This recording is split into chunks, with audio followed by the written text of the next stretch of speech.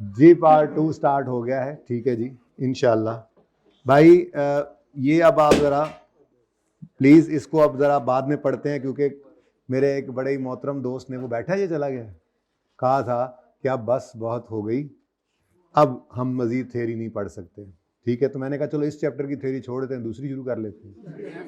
अच्छा चलो, ऐसे है, पढ़ना तो ये भी है और फ्रेमवर्क भी है, लेकिन अब ज़रा आइए सेट का एक क्वेश्चन करते हैं। ठीक है, रीसेंट अटैम्प्ट का सवाल मैं आपको कराने लगा हूँ, और ये जो आप लोगों ने आज टाइम ज़ाया किया, मैंने 2 सवाल करने थे, एक बार्ड और एक ये वाला, तो आज पार्ट बी आपको तोहफ़तन हदियतन मिलेगा, उसमें बार्ड लिमिटेड होगा। अच्छा आप सुने मेरी बात, बस कर दो हुन, बस कर दो, ना फरमान औलाद बस कर दो। जिवें माँ प्यो पटाखे तो तंग होंदे ने ना शबरात ते, तुसीं अज वही कर रहे हो मेरे नाल, ठीक है ना। सुने, आज है भी सही, ठीक है।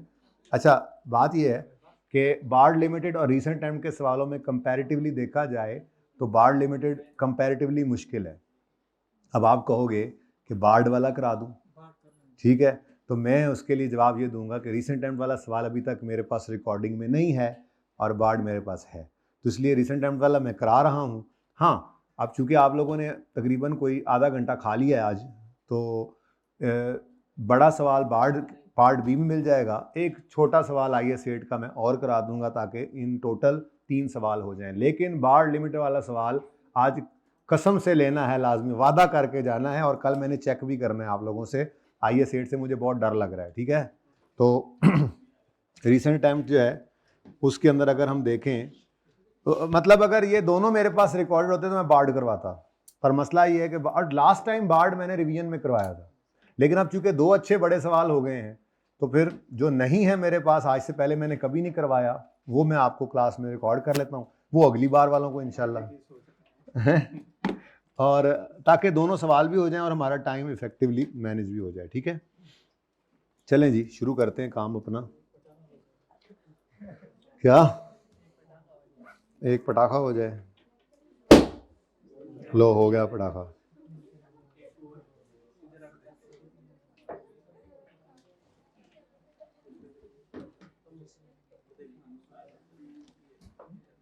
अच्छा जी भाई, ये क्वेश्चन नंबर 7 को बड़ी खूबसूरती के साथ हमने ऐसे क्रॉस करना है।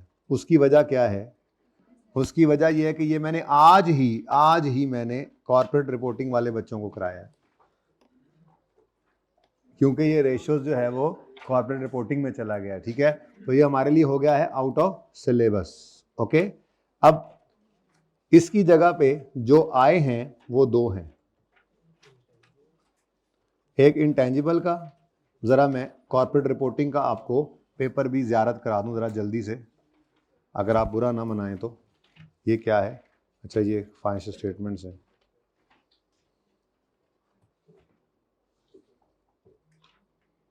ना करो, मैंने उसको इधर नहीं डाला, वो किताब से करवा दिया था। एनीवेज मैं यहाँ से देख लेते हैं जी।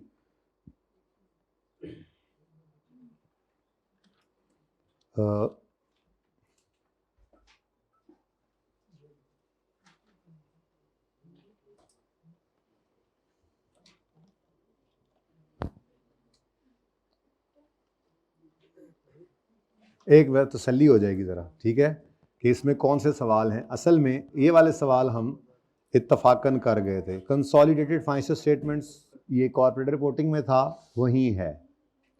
Prepare journal entries in the books of BL&L&R, ये लीजिंग का, बर्फी लीजिंग लिमिटेड, ये IFRS 16 है, ठीक है। ये पहले भी उधर ही था, अभी भी उधर ही है। फिर उसके बाद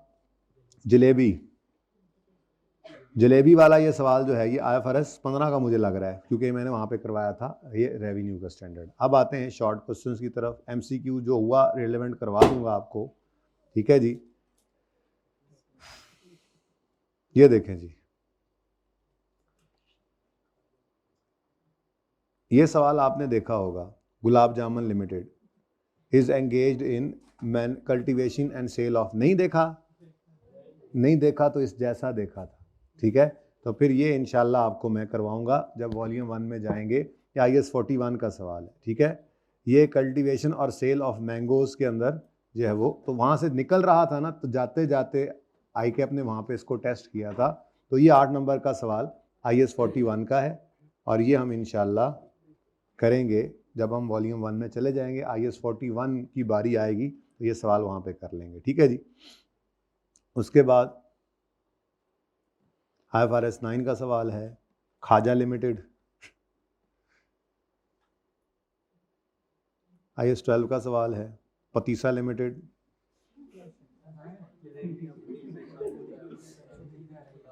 अच्छा तो बस यही एक सवाल है जो हमने करना है, ठीक है। तो आइए ज़रा तशरीफ़ लाइए, अब अपने सवाल पे आते हैं। हमने यहाँ से लॉन्ग क्वेश्चंस 2 करने हैं। एक कैश फ्लो का सवाल है जो आपको टेस्ट में दिया था, बहुत आसान सवाल। इसकी ख़ास बात बेटा यही थी कि ये रिसेंट टाइम का सवाल है, इसके अलावा कोई ख़ास बात नहीं थी इसमें, ठीक है। उसके अलावा छोटी सी ख़ास बात थी, ये पार्शियल पेमेंट ऑफ लोन है। पार्शियल पेमेंट ऑफ लोन है, नज़र आ रहा है कि लोन कम हुआ है, तो जितना कम हुआ है वो भी दौरान साल पे हुआ है। इसका मतलब साल के पहले दिन जो है वो बल्कि उसने मिड में कहा है या कम जुलाई, तो आधा साल ओपनिंग वाला आउटस्टैंडिंग रहा होगा, आधा साल क्लोजिंग वाला। इंटरेस्ट एक्सपेंस निकालना था, इसके अलावा कख नहीं था सवाल के अंदर, ठीक है। अभी मैं आपको ये करवाने लगा, prepare VL's statement of changes in equity with comparative figures for the year 31 December 2024। A column for total is not required. Number इसके चेक करो कितने हैं। ऐसा ही को मुझे लगता है मिलता जुलता सवाल अब दोबारा आ जाना है इसमें से। उसकी वजह ये है, वैसे तो चांस ज़रा कम हो गए होते, उसकी वजह यह है कि इसकी ग्रिड चेंज हुई है और अब रिसेंट ग्रिड के अंदर कैश फ्लो और IS 8 दोनों आ गए हैं, दोनों आ गए हैं। तो ये तो दोनों पिछली बार आए हुए थे, तो अब फिर मुझे चांसेस ज़्यादा इसके लग रहे हैं, ठीक है, क्योंकि इसमें ज़रा मुश्किल सवाल, टफ सवाल बन सकता है। सवाल छोटा सा ही है, बस रिक्वायरमेंट इतना छोटा है कि रिक्वायरमेंट अगले सफ़े पे चली गई है, लेकिन सवाल में से निकलना कुछ नहीं है। Statement of changes in equity बनानी है 31 दिसंबर 2024 की, ठीक है। IS 8 हमारा स्टार्ट हो गया जी। ये आप लोगों की वजह से किया है मैंने, वरना मेरा दिल आज नहीं था। मेरा दिल था IS 1 ख़त्म करते, MCQs करते, उसके बाद फ्रेमवर्क तो हो जाता ख़त्म, फिर रिलैक्स होकर कर रिवीजन करते, लेकिन अब क्या करें, कोई बात नहीं। ऐसा भी हो सकता है ये एक सवाल करके मैं कहूँ चलो जी एक अब इसमें से कल जो छोटा रह गया कल करेंगे, बार्ड आप करें और फिर थोड़ा फ्रेश आप हो गए होंगे, थोड़ी सी थ्योरी फिर करा दूंगा ताकि टुकड़ों टुकड़ों में होती रहे, वरना तो ऐसे ही जब भी करना है उसने गले ही पड़ना है, ठीक है। फ्रेमवर्क कल ही करेंगे, अब उसको नहीं छेड़ते, IS 1 को ख़त्म करने की कोशिश करेंगे ताकि, ठीक है। Following information is available for preparing statement in equity for velvet limited for the year 31 दिसंबर 24। 31 दिसंबर 24 की चेन इक्विटी बनानी है, तो 31 दिसंबर 23 भी बनानी है, और फिर 31 दिसंबर 22 का भी हमें बैलेंस चाहिए होता है। तो 31 दिसंबर 22 या 1 जनवरी 23 ओपनिंग ऑलरेडी मौजूद है, ठीक है। अच्छा यार ऐसे कैसे मैं पढ़ दूं और आप देखें, देखते रहें, बस आप पढ़ें। आपके पास 1 मिनट है, इसको पढ़ें। उम्मीद है 1 मिनट में पढ़ लेंगे, नहीं तो पेपर आप लोगों के पास है भाई, पेपर नहीं है इनके पास, जल्दी से बुलाएं उनको, पेपर ले आएं। यहीं से पढ़ें जी फिलहाल, फिर यहाँ से पढ़ना शुरू करें। जो बच्चे 6 पॉइंट्स पढ़ लें फिर मुझे बताएं, मैं आगे चलाता हूँ इसको, ठीक है। जल्दी से उन्हें कहें भाई रिसेंट टाइम का पेपर इनके लिए कॉपी करा के लाएं यार। मुझे लगता है आपको कॉपी दी थी, पर वो शायद मैनेजमेंट अकाउंटिंग वालों को दी थी, उनके 2 सवाल किए थे सुबह, कल दी थी उनको, सॉरी। पढ़े पढ़े पढ़े, बता तो देता है बंदा। अच्छा वैसे ये आखिरी दिन भी तो हो सकता था, ये आपने आज क्यों किया? बाकी दोनों खत्म हो गए। अच्छा हमारा भी खत्म ही है, अब क्या करें, अब रिसेंट टाइम का जरा रिवीजन में काम चल रहा है। फ्रेमवर्क करने नहीं दिया आप लोगों ने, कल कर देंगे इंशाल्लाह। पढ़ लीजिए यहाँ तक।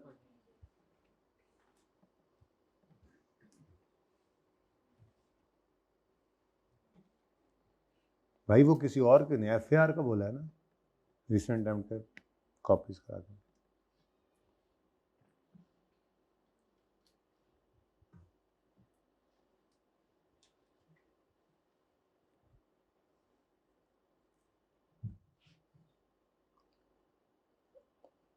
अच्छा भला चेन इक्विटी का सवाल चल रहा था, एकदम से बीच में IS 8 आ गए हैं। चलो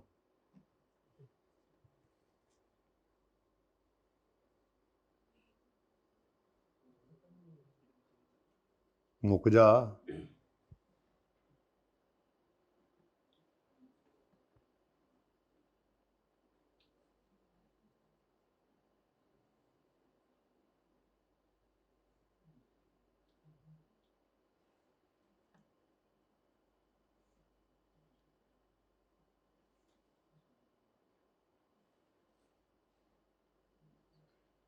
इफेक्टिव रीडिंग बहुत ज़रूरी है। 2 दफ़ा सवाल पढ़ के फिर शुरू करना है पर्चे में। वैसे तो बेहतर है 3 दफ़ा पढ़ें।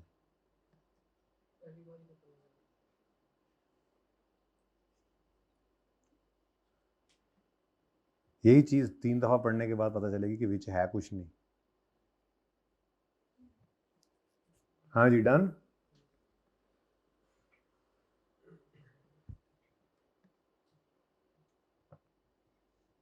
भूल गए यार, कॉपी करा लेनी थी, इतना टाइम ज़ाया किया पहले आप लोगों।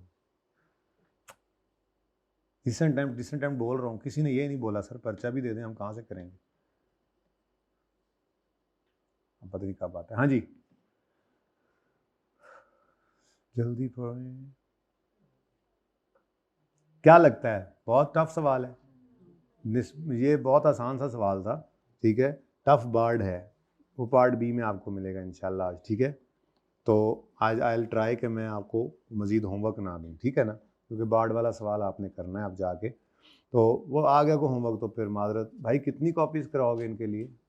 रिसेंट अटैम्प्ट का पेपर कॉपी कराना है, हो रहा है अभी करना है। अभी क्या ये तसल्ली करने आए थे कि मैंने ये बोला या नहीं? हद होगी यार। Following information pertains to statement in equity for Velvet for the year 31 December 23, share capital and reserves at यकम जनवरी 31 दिसंबर 24, सॉरी, ठीक है। तो बैलेंस चेन इक्विटी बनानी है 24 की, यानी 24 और साथ उसने बोला 23 की भी बनाओ, तो हमें 23 का ओपनिंग चाहिए होता है। 31 दिसंबर 22 का क्लोजिंग हो जाए या उसी को यकम जनवरी 23 का ओपनिंग कहते हैं, वो हमें मिल जाए तो हम बस। आज कॉन्फिडेंस सिर्फ इस चीज़ का आएगा, आपको लग रहा है आगे सेट भूला है, भूला नहीं है, ठीक है ना। अच्छा, शेयर कैपिटल ओपनिंग आ गया, शेयर प्रीमियम और रिटेन्ड अर्निंग्स आ गई इन February 23। अब जहन में रखना है आपने, यकम जनवरी 23, 31 दिसंबर 23 लिख लिया करो बेशक छोटा सा करके कहीं साइड पे, और 31 दिसंबर 24, ये है हमारा साल, 2 साल है हमारे, ठीक है जी। अब बात फिलहाल चल रही है फरवरी 23 की, तो इसका मतलब ये 23 वाले साल की एडजस्टमेंट है। 23 वाले साल में क्या किया जी इन्होंने? इशूड 60% राइट शेयर्स एट 220 पर शेयर। भाई ध्यान से देखना है, फेस वैल्यू 10 भी हो सकती है, 100 भी हो सकती है, सवाल पे डिपेंड करता है। तो सवाल ने क्या बताया, फेस वैल्यू कितनी है 100, इसका मतलब 120 का प्रीमियम है। लेकिन उसने क्या, ये प्रीमियम नहीं दिया, उसने कहा है इतने पर, नहीं प्रीमियम नहीं दिया। ये कभी ऐसे करता था ना, issued at premium of this, नहीं, इशूड एट रुपीज, ये प्राइस है मार्केट, ये जो प्राइस है, इशू प्राइस है, वो कितनी है 220। Although prevailing market price of VL share was 290। तो हम क्या करें, राइट इशू वैसे भी हम नॉर्मली थोड़ा सा कम रख कर ही करते हैं, अपनी भी टेंशन खत्म करते हैं, और तभी तो हमारे शेयर होल्डर्स मोटिवेट होते हैं, और नहीं तो खरीद के बाहर बेच देंगे मार्केट के अंदर, पर खरीद लेते हैं फटाफट कि 290 का शेयर मार्केट में है, 220 का खरीद के अभी बाहर बेच देंगे, नहीं है तो बचत तो है ना, इसलिए भागम भाग लोग ये ले लेते हैं, ठीक है। अच्छा, transaction cost of 24 million were also incurred, इसका क्या करते होते थे? अच्छा, अब चेन इक्विटी चल रहा है अभी तक चैप्टर, ठीक है। फिर अप्रैल 23 भी हमारा पहले ही साल का है, ठीक है, ये 23 वाला साल है, 2023 वाला साल ये चल रहा है, और 2024 अभी शुरू नहीं हुआ। VL's board of directors recommended final, अब एकदम से हम रुके और हमें ख्याल आया हमारे साल हैं 2023, 2023 के अंदर आप क्या ले सकते हैं, फाइनल 22 का और इंटरिम 23 का, और फिर 2024 में क्या होगा, फाइनल 23 का और इंटरिम 24 का आएगा, ठीक है। अब वो कह रहा है फाइनल डिविडेंड 20 रुपए पर शेयर है। आप इसको पर शेयर की बजाय भी, मुझे याद है हम कर लिया करते थे इसको, ₹20 डिवाइडेड बाय फेस वैल्यू कितनी है, ₹100, तो ये क्या बन जाता था 20%, ठीक है। तो 20% से हम ज़रा कंफर्टेबल होते थे, बाकी आप पर शेयर को भी यूज़ कर सकते हैं। कितने शेयर्स पड़े थे पहले जी, 1000, कुछ शेयर्स और भी आ गए, ठीक है। तो अब जितने मजीद शेयर्स आ गए उन समेत ये रुपीज़ में पड़ा है, तो इसको डिवाइड कर दें फेस वैल्यू से तो नंबर ऑफ शेयर्स आ जाएंगे। नंबर ऑफ शेयर्स को डिविडेंड पर शेयर से भी मल्टीप्लाई कर सकते थे, पर वो नई चीज़ हो जाती। मैंने कहा जो तरतीब पे चल रहे हैं वैसे ही चलते रहे, हम तो परसेंटेज में कन्वर्ट कर लिया करते थे अपने राइट इशू को। ऐसे ही है जी, और बोलो सॉरी डिविडेंड को, राइट इशू को, हर चीज़ को। लेकिन ओहो सॉरी आगे मैंने पढ़ा ही नहीं। 20 रुपये पर शेयर उन्होंने क्या किया था, रिकमेंड, लेकिन शेयर होल्डर्स ने सिर्फ अप्रूव कितना किया है, आई एम सॉरी। तो फिर जो शेयर होल्डर्स हैं वो कम तो कर सकते हैं ना अप्रूव, भाई हमने पढ़ा हुआ है। बस मैं पर्चे वाले दिन ना सबसे पहले फटाफट पर्चा देखता हूँ, मुझे बड़ी टेंशन होती है, इंतज़ार होता है पर्चे का, और मैं जब पर्चा देख लेता हूँ ना तो उसके बाद मेरा पर्चा वहाँ पे पास फेल हो जाता है। फिर आगे तो रिजल्ट आप लोगों का आना होता है। क्या मतलब, जो पढ़ाया हो वो पर्चे में आ जाए। अब ये रिसेंट टाइम वाला सवाल मैं अभी आपके सामने ओपन किया, ठीक है, मतलब ठीक है, इसको देखा आपकी क्लास में आने से पहले, पूरे सेशन में जब ये टॉपिक पढ़ाया था तब तो मैंने इसको नहीं ओपन किया था। तो बस जब फिर पर्चा सामने आता है तो फिर यही कोशिश होती है, देख लें यार जो कुछ पढ़ाया था वही आया है। अब आगे आपने क्या गुल खिलाए हैं वो तो फिर 100 मसाइल होते हैं। कोई बीमार पड़ गया, अल्लाह ना करे, किसी कोई लेट पहुंचा, किसी कैलकुलेटर ख़राब हो गया, कोई मतलब यह कि स्ट्रेस में आ गया, 100 तरह के मसले, किसी के अपने अपने मसले होते हैं हर बच्चे के। तो वो फिर बाद की बात होती है, पर्चा सामने आ जाए तो पता लग जाता है। तो पर्चे में उम्मीद बड़ी है अल्लाह की ज़ात से कि मोर देन 90% चीज़ें, 100% भी हो सकती हैं लेकिन नहीं कहना चाहिए, मोर देन 90% चीज़ें ऐसी होंगी जो आपने कई बार क्लास के अंदर की होंगी, देखी होंगी इंशाल्लाह, ठीक है। बाकी 10% का डिस्क्लेमर दे के रखना चाहिए। A bonus issue of 20% was made in April 20। तो ये तो कहाँ चला गया, तो ये जनाब 3 ट्रांजैक्शन जो थी, अच्छा वॉज मेड इन, अच्छा ये भी अप्रैल 24 में है, तो ये फिर दूसरा ज़रा डिब्बा लगा देता हूँ मैं, ये 24 वाले मैंने डिब्बे में कर रहा हूँ, ठीक है। एज फाइनल डिविडेंड फॉर 23 आएगा या नहीं आएगा, आएगा, लेकिन आएगा 24 में, ठीक है। The allocation was made from retained earnings. अब उसने पाबंद नहीं किया, आप उसने छोड़ा नहीं आपको, बल्कि क्या कर दिया, अब हालांकि ये फाइनल डिविडेंड के तौर पे था, अब जनरल रूल है खामोशी के केस में, अगर सवाल खुद कोई बात कह रहा है तो फिर तो वही माननी होती है। तो नॉर्मली सवाल आजकल इस तरह से बोल देते हैं, ठीक है। अच्छा, इन दिसंबर 24, अब ये भी 24 वाला साल है, VL declared N interim dividend of 10%। अब इंटरिम ऑफ 24 तो 24 में ही आता है ना जी, बोलो, तो इंटरिम है 24 का, 24 में ही आएगा, बिल्कुल ठीक है। अब वो कह रहा है डिक्लेयर हुआ है कब जी, ये इंटरिम कब डिक्लेयर हुआ है, दिसंबर में, लेकिन इसकी पेमेंट कब हुई है, तो फिर 24 में रिकॉर्ड तो नहीं करेंगे ना। अब तो कैश फ्लो भी करके आ चुके हो, डिविडेंड पेएबल का लेजर भी बनाना आता है। मैंने पहले दिन सिखाया था आपको कि डिविडेंड की एंट्री होती है retained earning debit dividend payable. अच्छा, ये सवाल शुरू करते ही आपको पता लग गया कि हम बड़े रिलैक्स मूड में रिवीजन करने वाले थे, ये तो थ्योरी थोड़ी सी इकट्ठी हो गई है जिस वजह से बोर हो रहे थे। तो इसीलिए ये सवाल करके फिर थोड़ी थ्योरी में डालूंगा, फिर एक सवाल करूंगा, फिर थोड़ी सी, ताकि आपको पता भी ना लगे। और मैं माजरत चाहता हूँ जो आज का दिन और कल का दिन आपका थोड़ा सा वजनी गुजरा, ठीक है, थोड़ी थ्योरी पढ़नी लगी ना, है पढ़नी पड़ेगी ना थोड़ी सी। अच्छा जी, अब भाई पेमेंट का कोई नहीं है, डिक्लेयर हो गया है, इंटरिम है, तो एंट्री करेंगे retained earnings debit dividend payable credit. उसके बाद VL रिपोर्टेड, अब ये तो दोनों के साथ रिलेट करने वाला पॉइंट है, पॉइंट नंबर 6, क्योंकि दोनों साल का प्रॉफिट इसके अंदर गिवन है, तो मैंने यहाँ पे ये अजीब सी शक्ल बना दी। VL reported profit of 450 for 23, while profit as per draft statements of 24 कितना है, तो 24 अभी ड्राफ्ट है हमारे पास, 23 ऑडिटेड होता है, इसीलिए वो रीस्टेट भी होगा अगर मसला हुआ तो। अब यहाँ तक आपका मतलब अच्छा सवाल इसलिए था, ये डिजाइन अच्छा था कि उसने IAS 8 की चीज चेन इक्विटी को अलग से रखा सिंपल, और उसके बाद में उसने IAS 8 की 3 एडजस्टमेंट्स डाल दी। क्या कहता है, the following changes have not been incorporated in VL's draft. VL has decided to change method of inventory valuation from first in first out to weighted average method. Now what is this? नहीं, what is this? This is change in, तो अगर change in accounting policy होगा तो उसको क्या करना है, retrospectively. तो चेंज इन अकाउंटिंग पॉलिसी है जी ये, तो इसको रिट्रोस्पेक्टिवली आपने अप्लाई करना है,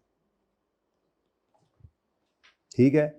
अब इसके लिए आसान वर्किंग है, एंट्रीज की बजाय हम क्या करते हैं, इम्पैक्ट ऑन प्रॉफिट। वैसे तो बहुत सारे साथी कराम अब ऐसे ही हैं कि वो सारी चीज़ें ही प्रॉफिट के इम्पैक्ट से निकलवाते हैं, पर मेरा दिल नहीं मानता। एंट्री ज़रा इजी है, जहाँ पे एंट्री थोड़ी सी मुश्किल है उसके बारे में आपको बता दिया, उसमें क्या कर लिया करो, प्रॉफिट पे इम्पैक्ट निकाल लिया करो। वैसे एंट्रीज हमेशा ही आसान रहती हैं, हमें ज़रा कंफर्टेबल रहते हैं, हम इस तरह से सही चलता है, ठीक है। तो in order to align with competitors financial statements, उन्होंने कहा जी हम भी FIFO से EFCO पे जाने लगे हैं। The value of inventory under each method has been determined as follows. अब हम खड़े 24 में हैं, तो फिर 21, 22, 23 और 24 चारों साल में वो ऊपर लिख कर आ रहे हैं हम, ये देखें कि following changes have not been incorporated in draft, मतलब इस साल भी हमारा जो स्टॉक है वो FIFO वाला 395 पड़ा है, इसको FO पे ले जाना है। तो वही उसूल पुराना, मुझे तो याद है, आप लोगों को शायद याद है कि नहीं है। क्लोजिंग स्टॉक और पता नहीं, मुझे भी भूल गया क्या था जी, क्लोजिंग स्टॉक और प्रॉफिट का रिलेशन क्या था? डायरेक्ट था, शुक्र है याद आ गया मुझे भी जी। क्लोजिंग स्टॉक बढ़े तो प्रॉफिट, और क्लोजिंग स्टॉक कम हो तो प्रॉफिट, ठीक है। और एक साल का क्लोजिंग अगले साल का ओपनिंग बनता है, ठीक है जी। चलो जी, ये तो सिंपल सा पॉइंट हो गया। आपकी तरफ से उसने टफ पॉइंट डाला था, लेकिन आपकी तैयारी ठीक थी तो पॉइंट उसी में से बन के आता है, कॉन्सेप्ट तो वही है ना जी। फिर VL has decided to change its previous practice of recording all borrowing cost as an expense when incurred।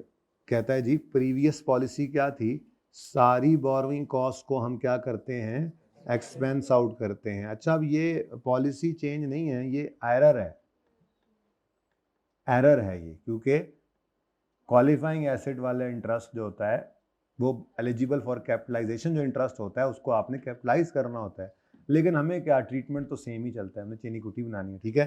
तो कहता है going forward borrowing cost related to qualifying asset will be included in cost of those assets, ठीक है। अब वो सोच रहे हैं कि ये करेंगे, ठीक है। अब प्रीवियसली अब कोई इसको पॉलिसी चेंज समझ कर भी करता तब भी ट्रीटमेंट सेम ही था, बट मैं तो कहूँगा ये प्रायर ईयर एरर है, क्योंकि वो कह रहा है previously VL did not capitalise any borrowing cost on a building constructed between 1 April and 30 September 23। 1 अप्रैल 22 पे, यानी यहाँ कहीं पे बिल्डिंग बनना शुरू हुई थी।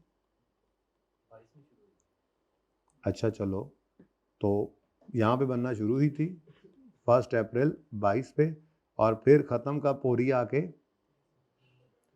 30 सितंबर 23, ठीक है जी, okay.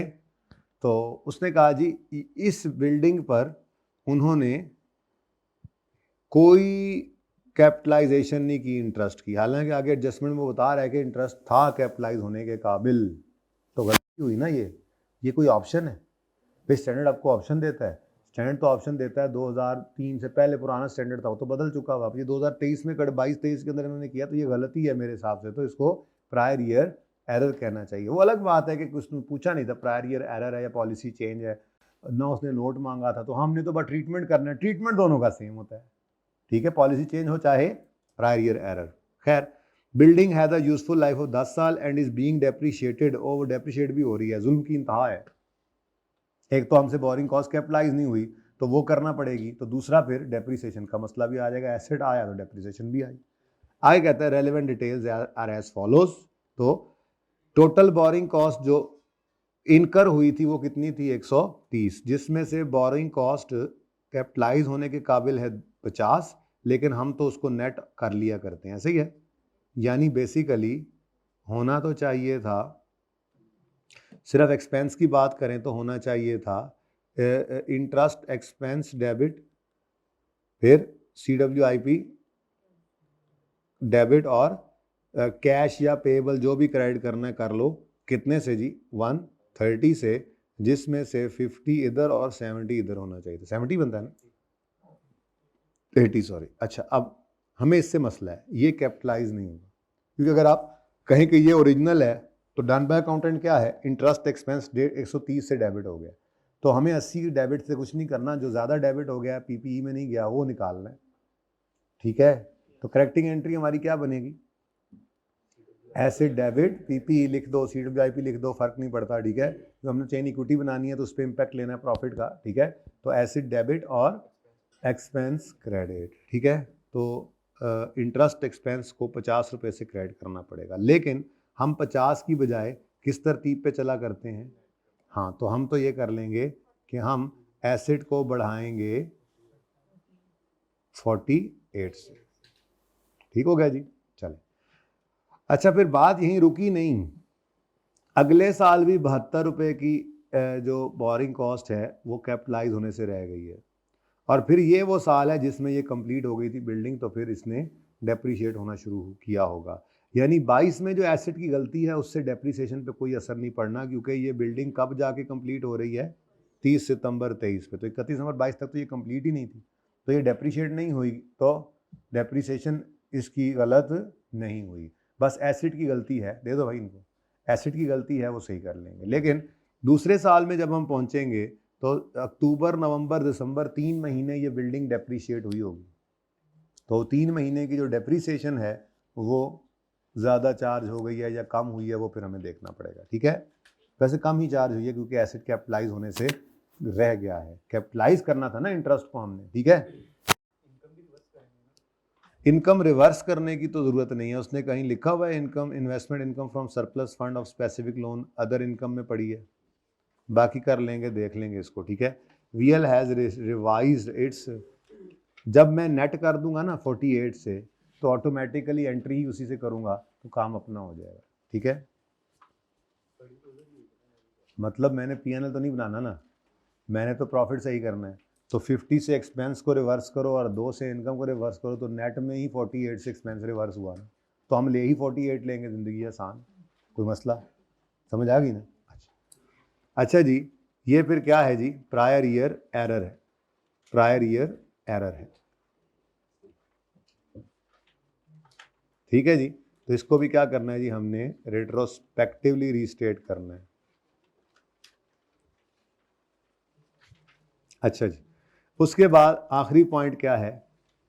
VL has revised it's internal guidelines for assessing slow moving and, तो स्लो मूविंग और ऑब्सोलीट इन्वेंट्री की भी प्रोविजन बनती है, बिल्कुल ऐसे ही जैसे डाउटफुल डेट की प्रोविजन बनती है। ये मैंने आपको फाइनल अकाउंट्स में बताया था, सेम टू सेम है। ठीक है, तो ऐसा सवाल हमने किया ना जिसके अंदर प्रोविजन फॉर डाउटफुल डेट है, ऐसा नहीं किया था, तो वो वैसा ही होना है। अब under previous approach items that remained unsold for more than 6 months were considered for provisioning. Under the revised approach, items unsold for more than 4 months will be subject to provision. The provision under both approaches are as follows. अब ये चूंकि क्या है, provision किसे कहते हैं? अंदाजे को। प्रोविजन किसे कहते हैं जी? अंदाजे को। ठीक है, अंदाजा, अंदाजा यानी एस्टीमेट, एस्टीमेट अंदाजा, प्रोविजंस अंदाजों को कहते हैं। ठीक है, तो अब प्रोविजन यानी अंदाजे में चेंज आया है, तो ये क्या है? Change in estimate. तो चेंज इन एस्टीमेट अगर है तो ये भी रिट्रोस्पेक्टिवली अप्लाई करेंगे, है ना जी? नहीं, चेंज इन तो याद है आपको IS8, ठीक है ना? चेंज इन एस्टीमेट आपने प्रोस्पेक्टिवली अप्लाई करना होता है, प्रोस्पेक्टिवली। ठीक है, प्रोस्पेक्टिवली मतलब जो हुआ सो हुआ, हमें इससे क्या, जो हुआ बट ठीक हुआ, हमने तो सिर्फ इस साल को देखना है। अब इस साल में क्या हो रहा है? नई अप्रोच पे जाएं तो, नई अप्रोच पे जाएं तो तीर का ये रुख, तो प्रोविजन बढ़ रही है, प्रोविजन का बढ़ना क्रेडिट, तो फिर एक्सपेंस क्या होगा? डेबिट। लंबी चौड़ी तफसील में जाने की ज़रूरत ही नहीं है, प्रोविजन बढ़ाएंगे तो एक्सपेंस क्या हो जाएगा? बढ़ जाएगा। ठीक है, तो ये 3 इम्पैक्ट्स हैं जनाब, और चौथी कोई चीज़ है नहीं। ठीक है, तो तैयार हैं फिर सवाल करने के लिए?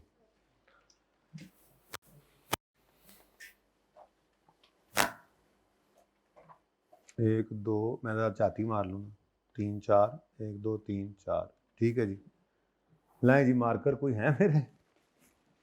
पड़े तो हैं, मिल गए हैं। वैसे तो अज इतने बंदा नहीं लभ रहा जो तुसी कीता अज। लें जी, बनाने क्या है हमने? Statement of changes in equity 2024 की। नाम क्या है इसका? VL स्टेटमेंट ऑफ, पूरा लिखना है पर्चे में। चेंज इन आज तो पता लग गया ना, पूरा लिखना है, क्या क्या लिखना है, नाम लिखना है, पीरियड लिखना है, IS1 में पढ़ लिया आज आपने। तो statement of changes in equity है, और फॉर द ईयर एंडेड, ज़रा मैं शॉर्टकट मार रहा हूँ, 31 दिसंबर 2000। ठीक है जी। अब चूंकि आपको नज़र आ गया है कि चेंज इन पॉलिसी है, चाहे प्रायर ईयर एरर करेक्शन है, वो 23 से पीछे जा रहे हैं, 24 और 23 से भी पीछे कहानी निकल रही है, तो ओपनिंग 2 दफ़ा आएगा। ठीक है, तो ओपनिंग एक लाइन खाली छोड़कर फिर ओपनिंग और उसके बाद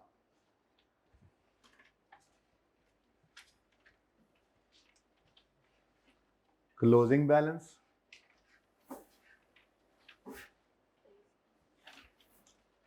और इसी खुली जगह ही रख के चलते हैं।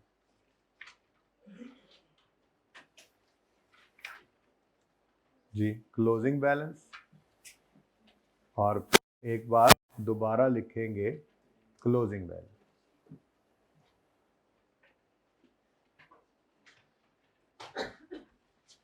अब वो सबसे ऊपर वाली डेट कहाँ लिखा करते थे? एंड पे, 31 दिसंबर 2024।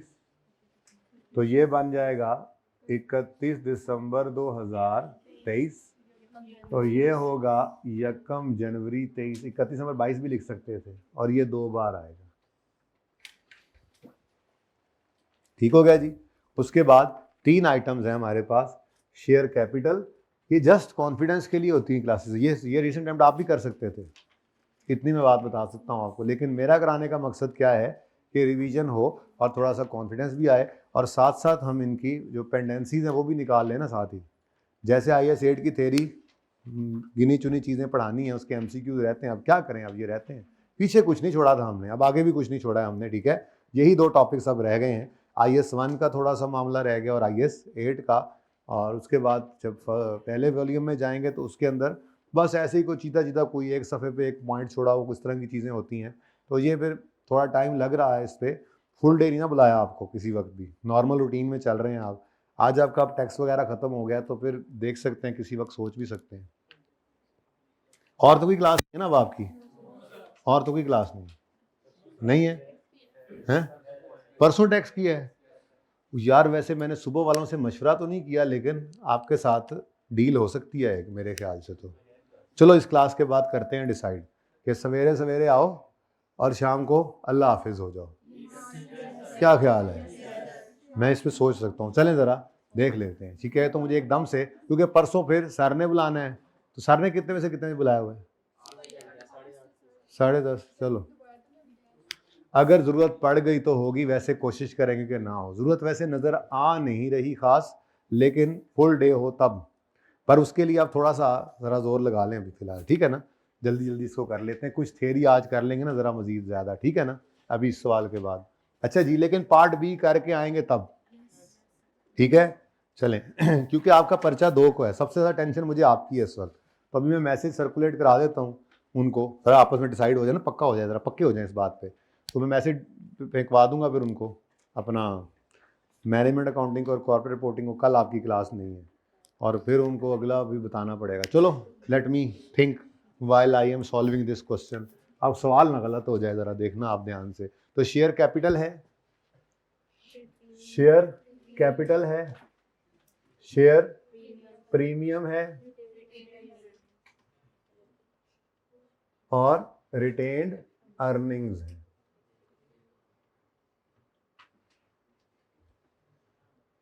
ठीक है जी, टोटल का कॉलम भी बना दें? रिक्वायर्ड नहीं है। अच्छा, कोई नई चीज भी मिलियन में, 1000 में? अच्छा, कोई नई चीज भी कोई नहीं आई कि बंदा कहे कि जी हमने कुछ और ऐड करना है, तो ये 3 कॉलम्स ही हमारे हैं। ठीक है, और उस सोने पे सुहागा ओपनिंग बैलेंस जो है वो गिवन है जी। तो ओपनिंग बैलेंस है 1000, 250 और 600। 1000, 250 एंड 600। ठीक है जी। उसके बाद एडजस्टमेंट करेंगे यहाँ पे प्रायर ईयर की, और फिर दोबारा इसको लिख लेंगे। ठीक है, ओपनिंग दोबारा आ जाएगा रीस्टेट होकर, जो भी चीज़ रीस्टेट होनी हुई हो जाएगी बस। अगली बात अल्लाह करसी, ये भी यहाँ तक हो जासी, और फिर ये लें जी, सवाल तो हो गया ख़त्म, अब बस जवाब रह गए। अच्छा, एक बात हो सकती है, आप बस इस शर्त पे कल का फुल डे हम लगा लेते हैं इस शर्त पे कि इन केस अगर कोई चीज़ छोटी मोटी रह गई तो हल्का फुल्का काम हो, मैं ऐसे रिकॉर्डिंग भेज दूंगा, यानी कि कोई रह ही जाता है, क्योंकि अब सुबह 7 बजे से शाम 5 बजे तक काफ़ी सारा टाइम है, मैंने तो ऐसे ही बुलाना है फिर आपको, तो पहले जोहर से पहले पहले ना अच्छा खासा पढ़ा जाता है, ठीक है ना, अच्छा खासा, तो उम्मीद है हम खींच देंगे काम। नाश्ता बेटा करके आना, ठीक है। अच्छा जी, सुने बेटा, अगर ये काम होगा तो फिर पढ़ाई नहीं होगी, ठीक है ना। आज आपने कर लिया ना एक काम, देख लें, अब मेरी सारी प्लानिंग गड़बड़ हो गई है सारी, चुप कर दें आप। अच्छा जी सुने,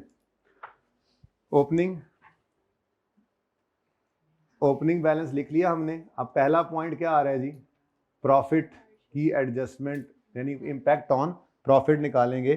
फाइफो से एफको पे जा रहा है, एन साफ हो रहा है जी। तो working one, impact on profit. अब क्लोजिंग स्टॉक का इम्पैक्ट है प्रॉफिट पर 2000, कहाँ से कहानी चल रही है जी, 2000। अच्छा पहले ये काम ना कर लें, ये वाले काम पहले ना कर लें, ये आसान लग रहे हैं, क्या ख्याल है? चलो यही कर, तरतीब से ही चलते हैं। फरवरी 2023 में राइट इशू किया है इन्होंने 220 रुपये पर शेयर, ठीक है। तो हमने इसमें तो कोई चेंज आनी नहीं है, जो भी इम्पैक्ट डल रहा है वो तो प्रॉफिट्स पर ही डल रहा है, तो मैं ये काम कर सकता हूँ, ठीक है।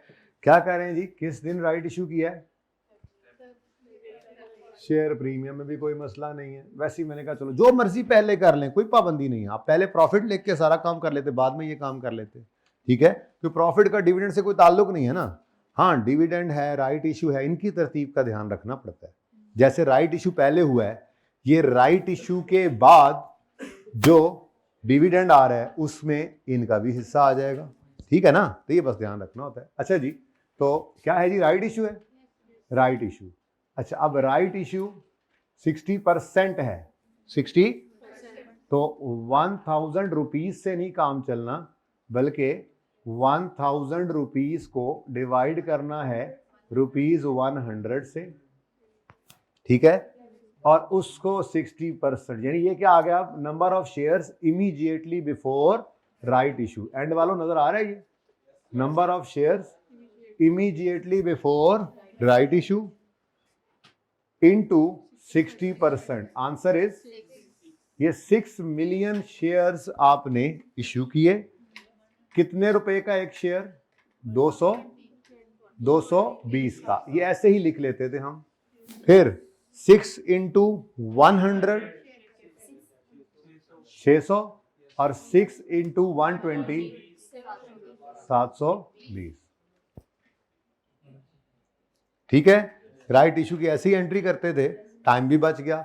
सीखा इसको जब था तब तो 3 स्टेप्स के अंदर करते थे, immediately number of shares immediately before right issue, फिर नंबर ऑफ राइट शेयर्स, फिर उसको एंट्री के साथ गुजारते थे कैश डेबिट। तो ये कैश डेबिट यहाँ लिखा हुआ है मैंने, तो share capital, share premium credit, कोई मसला किसी को? कई बार अब तो ये कर चुके, ठीक है। नेक्स्ट, हाँ वेरी गुड, ट्रांजैक्शन कॉस्ट भी इसी में ही थी, तो ट्रांजैक्शन कॉस्ट यहाँ लिखें जी, ट्रांजैक्शन कॉस्ट को शेयर प्रीमियम में से निकाल दें, entry share premium debit cash credit. यार आप लोगों की तैयारी तो ठीक लग रही है, मुझे भी तसल्ली होती है रिवीजन क्लास में। चले जी, ये क्या नहीं वैसे क्या कह रहे हैं आप, कैसे ये तैयारी कैसे सही है आपकी? रिवीजन की थी कोई? 24 शेयर प्रीमियम डेबिट, और यानी रिवीजन के बगैर भी चीजें याद है ना? अच्छा, बिल्कुल कर सकते हैं, नहीं घटेगा, शो कर देना कहीं पे, ठीक है, ब्रैकेट में शो कर देना 720 माइनस 24। पर मैंने तो अलग अलग करवाया नहीं ना इसको, क्या ख्याल है जी? मैंने कहा सो ना गए हूं। अच्छा जी, सुने सुने सुने, point 1 is 2 is over. Point 3, board of director ने रेकमेंड किया है फाइनल डिविडेंड 20 का, लेकिन शेयर होल्डर्स ने अप्रूव किया सिर्फ 16 रुपए पर शेयर। तो इस पर शेयर को कन्वर्ट कर लिया परसेंटेज में, हम कंफर्टेबल इस तरह से, ठीक है। तो फाइनल कैश डिविडेंड है, कैश है या बोनस है? ए वास्ता जे, अब वास्ता जे खुदा दा, रुपयों में कौन सा बोनस डिविडेंड होता है? ₹20 पर शेयर। हर शेयर के बदले जमशेद 20 रुपए मिलने हैं, 20 रुपए।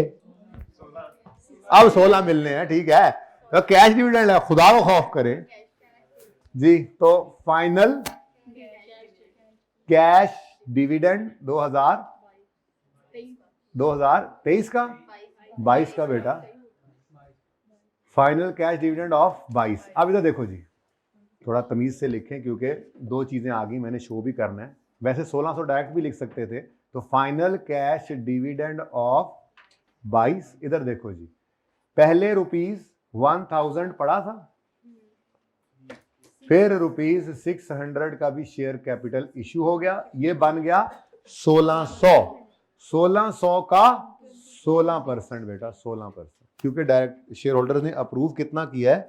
16%, ₹16 पर शेयर, ठीक है जी।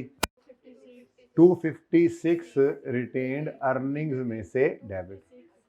अच्छा देखो, ऊपर कुछ है ही नहीं, फिर भी माइनस हो गया कुछ, है ना? वो आ जाएगा ऊपर जिसने आना है अपनी बारी पे। तो 256 रिटेन्ड अर्निंग्स में से डेबिट करके आपने पेएबल या पेएबल को क्रेडिट कर दिया, ठीक है। उसके बाद जी, उसके बाद बोनस इशू हुआ है अप्रैल 24 में, तो ये तो अगली कहानी है। तो पहले, अब इसमें कोई चेंज नहीं आना, अब इधर सिर्फ क्या पढ़ना है? प्रॉफिट ऑफ 2023, और वो कितना है वो सवाल जब पॉइंट पे पहुंचेंगे तो लिख लेंगे। वो गलत है, उसमें पॉलिसी चेंज का भी इफेक्ट आना है, उसी को एरर करेक्शन का भी इम्पैक्ट पहुंचना है, उसी को एस्टीमेट चेंज का भी फर्क पहुंचना है। कहानी खत्म, ठीक है, चले। अच्छा जी, तो अब बताएं जी, 1600 हो गया ये 1600, और ये 946। कुछ ये भी कर सकते हैं कि ये वर्किंग्स पहले कर लें और एक ही बार फिर सवाल को पढ़ें, और ऐसे भी करते जाएं, इसको भी साथ करते जाएं, जैसे दिल करे, जैसे दिल में आया करे किया करो, रुकना नहीं है बस। बार्ड लिमिटेड के अंदर भी आपका 70% सवाल ऐसा है जो आपको पक्के नंबर दे सकता है और 30% टेक्निकल है, लेकिन उसकी वजह से सारा कॉन्फिडेंस लूज कर रहे होते हैं, पता नहीं क्यों। ऐसे एक दो सवाल पर्चे में हैं भी ना जो बहुत मुश्किल हैं, तो उन बहुत मुश्किल सवालों में तो आपको 70% नंबर लेने से कहा है, आसान में तो ज्यादा नंबर ही ले लेंगे आप। तो 30 नंबर मुश्किल हैं, मैं कहता हूं जी बहुत मुश्किल है 30 नंबर, तो बहुत मुश्किल में से 15 से 17 नंबर ले लो, बस बहुत है। फिर जो एवरेज है वो 30 नंबर का सवाल पर्चा जो एवरेज है उसमें से आप 20 से 25 नंबर लो। अब ये आप 40 से ऊपर पहुंच गए, और बाकी पर्चा अब 30-35 का आसान पड़ा है, जिसमें से आपने लेने सिर्फ 10-15 नंबर होंगे।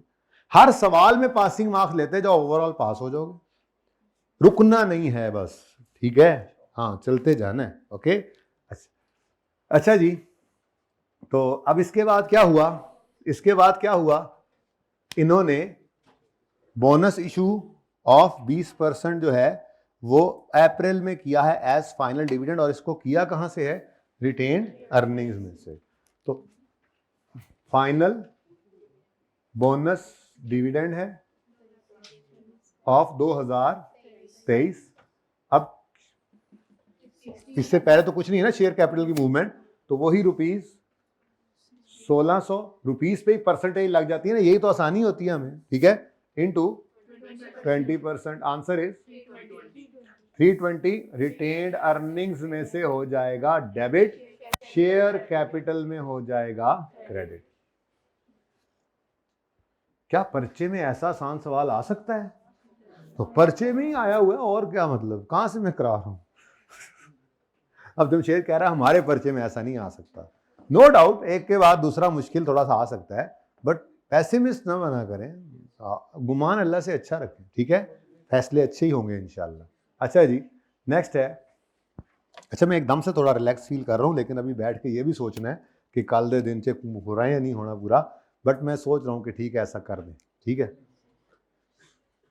बुलाना ज़रा असगर को या किसी को, अनाउंसमेंट अभी करा दें ताकि बच्चों की तैयारी अभी से, मैं भी ज़हनी तौर पे, बल्कि रुक जाओ ज़रा थोड़ी देर और सोचने दो, लेट मी थिंक मोर जी। In December 24 VL declared interim cash dividend which was paid in January. So what, paid in January, हमारे ही साल का है, तो कौन सा डिविडेंड है जी? Interim cash, interim cash dividend, और ये है 2023 का ही। पेमेंट जब मर्जी हो। अच्छा 24 का जी, 23 हो तो जरा आता था, सही कह रहे हैं जी। अब 1600 नहीं, अब वही कह रहा हूँ, अब 1600 नहीं, अब 1600 जमा 320 into 10% is equal to 192। Cash dividend है तो रिटेन अर्निंग्स में कितना? रिटेन अर्निंग्स डेबिट और पेबल क्रेडिट। और आखिरी पॉइंट क्या है जी? प्रॉफिट है 50, 450 23 का और 550, तो यहां पे प्रॉफिट आ जाना है और इसके अलावा कुछ भी नहीं आना यहां पे। पता नहीं ये कुछ मुश्किल लगा होगा बच्चों को, क्या ख्याल है? आसान ही है ना? बार्ड मुश्किल है थोड़ा सा, लेकिन सली से रिलैक्स होके आधा पौना घंटा उसके बाद मेरी ये राय है उसको पहले खुद करना है। तो किया था, मुश्किल लगा था, तो 70% हो गया तो कमाल हो गया है। अभी दोबारा करना है आपने, एक दफा लेक्चर से पहले कोशिश करनी है, क्विकली करना है, करना उसको 20-25 मिनट में, और बेशक लेक्चर को आप 1.5 पे सुन लेना, खैर है, ठीक है सर, वो तो हम वैसे ही सुनते हैं, कुछ और बताएं यार, बड़े शर्म की बात है वैसे हैं। अच्छा चलें जी, प्रॉफिट 23 का 450 और 24 का, चलो जी। अब रह गए हैं ये 3 points. The following changes have not been incorporated in VL's draft financial statements। FIFO से EFCO पे जाना नहीं इनकॉर्पोरेटेड तो करें, चेंज इन पॉलिसी है। कहानी शुरू की है जनाब इन्होंने 21 से, ये 2021, 2022, 2023 और 2024। अब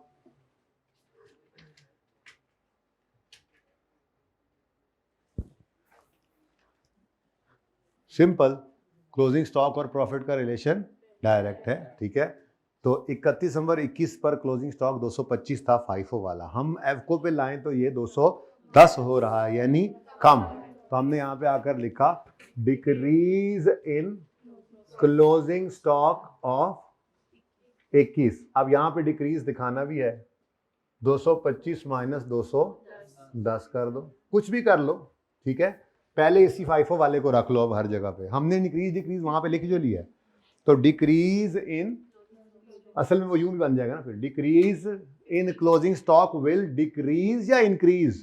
डिक्रीज द प्रॉफिट 50 से 15 से। अच्छा जी, पता है ना सब मेरी सोच क्या चल रही है, इसलिए आपने फिगर्स जरा ध्यान से लिखाते रहना, ये पहली बार सवाल हो रहा है क्लास में। 15 देखा देखा देखा देखा, वाह वाह सुभान अल्लाह, एक तरफ से शुरू करो लेकिन मेरी क्लास डिस्टर्ब नो जी। 15। अच्छा जी सुने, अगली बात, इसका बल्कि अगला इंपैक्ट भी साथ ही ले लेते हैं, क्या ख्याल है? ये क्लोजिंग अगले साल का, तो हमने कहा था इसको बस यहाँ पे उलट लिखते हैं, जिंदगी आसान। उसके बाद नेक्स्ट, डिक्रीज इन 2022 भी डिक्रीज ही आ रहा है, ठीक है, तो कोई बात नहीं, सवाल जितने भी आज तक किए थे, एक डिक्रीज एक इंक्रीज, दोनों डिक्रीज आ गए, खैर है। Decrease in closing stock of 2022, अब 270, तो decrease in profit, closing stock will decrease the profit, और ये अगले साल का बनेगा ओपनिंग, ठीक है। उसके बाद तीसरा साल, तो किया हुआ काम यार, इसी तरह से पफर लिमिटेड में था, पफर वाला सवाल किया था, इसी तरह से शायद जो एक अगला सवाल है, देखता हूं बीच में थोड़ी सी मैं थ्योरी फिट करूंगा इस सवाल के बाद, फिर उसके बाद एंड पे कराऊंगा पास पेपर में जो सबसे रिसेंट पड़ा हुआ है, पता नहीं वीनस के क्या नाम है, वो छोटा शॉर्ट क्वेश्चन में से है, ठीक है ना, तो वो 2 सवाल जरा हो जाए।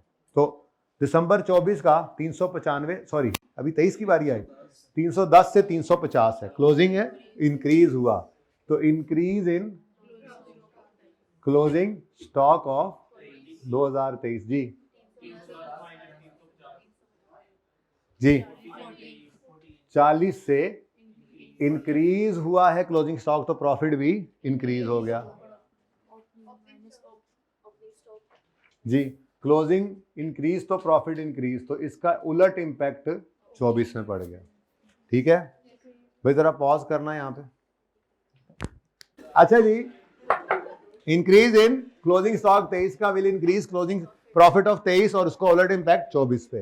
नेक्स्ट, फिर डिक्रीज आ गया। हाँ हाँ, एक ही दफा इंक्रीज आया बस। तो decrease in closing stock of 2024 जी 380। अब 15 रुपए से डिक्रीज हुआ है तो क्लोजिंग स्टॉक तो प्रॉफिट भी डिक्रीज हो गए। वैसे तो एस्टीमेट चेंज का इंपैक्ट भी यहीं पे ले सकते हैं, लेकिन चलो अब उसको मैं एंट्रीज में ले जाऊं, क्योंकि मैंने आपको कहा था, सिर्फ इसी के बारे में कहा था कि जी क्लोजिंग स्टॉक वाला आ जाए तो इस तरह से कर लिया करो, बाकी सबकी एंट्रीज है तो प्रोविजन की भी एंट्री कर लेंगे, वैसे वो भी यहाँ पे आ सकता था। एनीवेज छोड़ो। अब 15 नेगेटिव, 15 नेगेटिव, 70 पॉजिटिव, 55 नेगेटिव। चलो जी, अब ये इंपैक्ट हम डाल देते हैं जाके अपनी फाइनेंशियल स्टेटमेंट्स में। ठीक है, तो पॉलिसी चेंज है जी। अब वैसे ना आई कैप ने ये दोनों अलग अलग कैलकुलेशन शो ही नहीं की हुई थी, आई कैप ने इकट्ठा ही कर दिया था, क्योंकि जाहिर है 24 की गलती 24 में सही, मतलब गलती कह रहा हूँ चेंज 24 में सही हो जाएगा, 23 का इंपैक्ट 23 को पड़ जाएगा, और 22 21 जितने भी हो तो ओपनिंग में पड़ना है। लेकिन मैंने अपनी तरतीब पे ही रखा, आपको हमने अलग अलग ही रखा। वो अलग बात है, ये दोनों साल का इंपैक्ट किस पे पड़ेगा, ओपनिंग पे। ठीक है, तो प्रायर ईयर एडजस्टमेंट है, प्रायर ईयर एडजस्टमेंट जी। अब देखो भाई, प्रॉफिट 15 से 21 का क्या हुआ, डिक्रीज। तो प्रॉफिट डिक्रीज, तो ये प्रॉफिट्स ही हैं, रिटेन्ड अर्निंग्स प्रॉफिट्स को ही कहते हैं। ठीक है, उसके बाद 2022 का, ये आ तो नहीं रहे हैं कैमरे में सलीम भाई, और आ रहे हैं सलीम? अच्छा जरा पॉज कर दो। अच्छा जी, सॉरी बीच में इंटरप्शन आ गई थी। तो 15 रुपए से 21 का प्रॉफिट क्या हुआ है, कम। तो 21 का प्रॉफिट कम, तो ये अर्निंग्स पे इंपैक्ट है, ये क्या हो गई, कम। 22 का प्रॉफिट भी 15 से क्या हुआ है, कम। तो प्रॉफिट्स ही हैं, अर्निंग्स तो ये जनाब 22 का इंपैक्ट आ गया। 23 का प्रॉफिट 70 से बढ़ा है, तो 23 का प्रॉफिट 23 के अंदर 70 से बढ़ा दो। 24 का प्रॉफिट 55 से कम हुआ है, तो 24 का प्रॉफिट 55 से सॉरी कम कर लो। ठीक हो गया। अच्छा, अब मैं वर्किंग का रेफरेंस दे देता हूं। चलो, ये वर्किंग नंबर 1, ये वर्किंग नंबर 1, ये वर्किंग नंबर 1, ताकि आपको ढूंढने में बाद में मसला ना हो। क्या बेटा,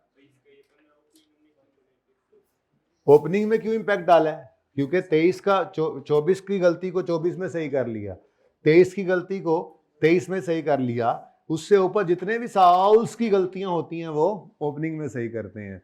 वो 22 21 20 19 18 जितने भी होते, हम खड़े किस साल में हैं, 24 में। हमारा कंपैरेटिव क्या है, 23। ये तो दोनों सामने आ गए। इससे ऊपर जितने भी साल होते थे वो ओपनिंग में एडजस्ट होते थे, तो 21 22 दोनों ही ओपनिंग में। आपको सवाल तो 21 का करना चाहिए था, आपने 22 का किया। अच्छा चलें, क्लियर है। अच्छा हाँ जी, नेक्स्ट परला पास है, जान दो जी। नेक्स्ट क्या है, प्रायर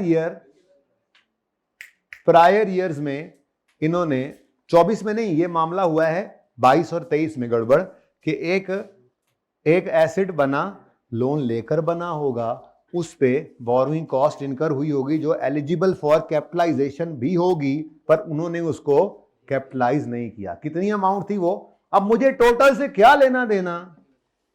ठीक है, क्योंकि मैंने आपको बताया ओरिजिनल एंट्री क्या बनती है, इंटरेस्ट 80 से डेबिट, नेट कर लो अगर, तो नेट भाई चुप कर जाओ ना, नेट कर दें अगर तो इसको 48 भी कर सकते हैं, फिर वो कैश भी नेट होगा 128। लेकिन वैसे मैं बता रहा हूं कि इंटरेस्ट डेबिट होना था 80 से, गलती से डेबिट कर दिया उन्होंने 150 से। तो हम जब सही करेंगे, इंटरेस्ट को क्रेडिट करेंगे, तो जो गलत है वो निकल जाएगा, बाकी वहां पे सही पड़ा तो रहेगा।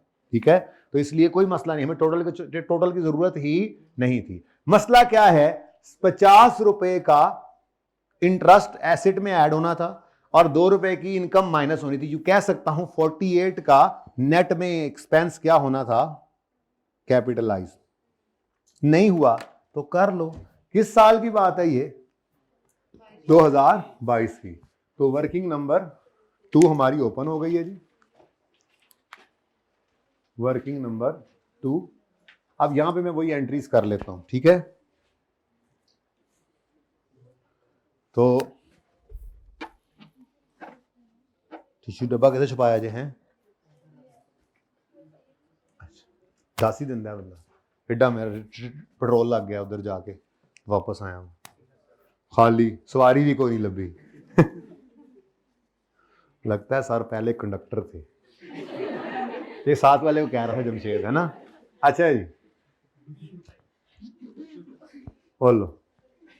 अब डस्टर किसने छुपाया हुआ है, हाँ बस ठीक है, ठीक है, कर लो जो करना है। 6:30 बजे आना है सुबह आप लोगों ने। अच्छा नहीं 6:10 पे जमात है, नमाज पढ़ के तो पहुंचते पहुंचते 6:30 तक। चुप है, बताऊंगा जाते हुए। ये देखो 2022, 23, 24 यही है ना।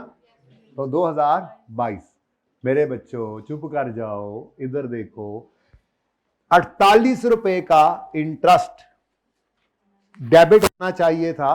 अच्छा अगर मैं पीपीई लिख दूं कोई हर्ज है, पीपीई लिख रहा हूं पर चलो छोटा सा मैं लिख देता हूं साथ में CWIP, ठीक है ना, कहीं आप ये ना कर दो कि डेप्रीशिएट कर जाओ। तो 50 माइनस 2, 48 रुपीज एसेट में कैपिटलाइज होने थे, गलती से इंटरेस्ट एक्सपेंस बन गए, तो फिर एसेट में डाल दो, इंटरेस्ट एक्सपेंस से निकाल दो। कहते हो तो जी, नहीं समझ आ रही, बोरिंग कॉस्ट बोलते नहीं क्या। अच्छा देखो हमारे पास इंटरेस्ट एक्सपेंस डेबिट पीपीई का कैपिटल वर्क इन प्रोग्रेस है अभी, वो डेबिट और कैश क्रेडिट होना था, ठीक है। एक्सपेंस कितना 130 है, टोटल एक्सपेंस था इतना 130 जो बैंक को पे किया, जिसमें से होना चाहिए था कितना डेबिट, इधर 50 का, और बाकी कितना 80 का इधर डेबिट होना था। प्लस प्लस प्लस अगला काम भी कर दें, साथ में जो इनकम है उसकी एंट्री होनी चाहिए थी कैश डेबिट और पीपीई CWIP क्रेडिट कितने से, 2 से। ये समझ आता है, ये होना चाहिए था। अब मैं इसको भी जरा हटा रहा हूं, मैं क्या कर रहा हूं, मैं यहां पर कैश का आना जाना नेट कर देता हूं, यानी कैश का आना जाना नेट हो गया ना, ठीक है वो, और इधर इसका भी आना जाना नेट कर देता हूं। ये ऐसे ही रहने देते हैं, चलिए ये ऐसे ही रहने देते हैं, चलो 1 मिनट के लिए। वैसे अगर कह दें तो मैं नेट कर देता हूं, कर दें, चलें ठीक है। तो यहां पर समझ नहीं आएगा, ऐसे ही ठीक है, पहले समझ नहीं आ रहा, कर तो मैंने पहले ही दिया। अब what has been done by accountant, what has been done by accountant, accountant साहब ने इंटरेस्ट एक्सपेंस को पूरे का पूरा डेबिट कर दिया 130 से, और ये भी फिर पूरा का पूरा उसने इनकम में ही डाला उन्हें। जब इंटरेस्ट कैपिटलाइज नहीं किया तो इसको भी क्या किया उसने, इनकम में डाला हुआ। अब होना चाहिए था इंटरेस्ट 80 से डेबिट, हो गया 130 से डेबिट।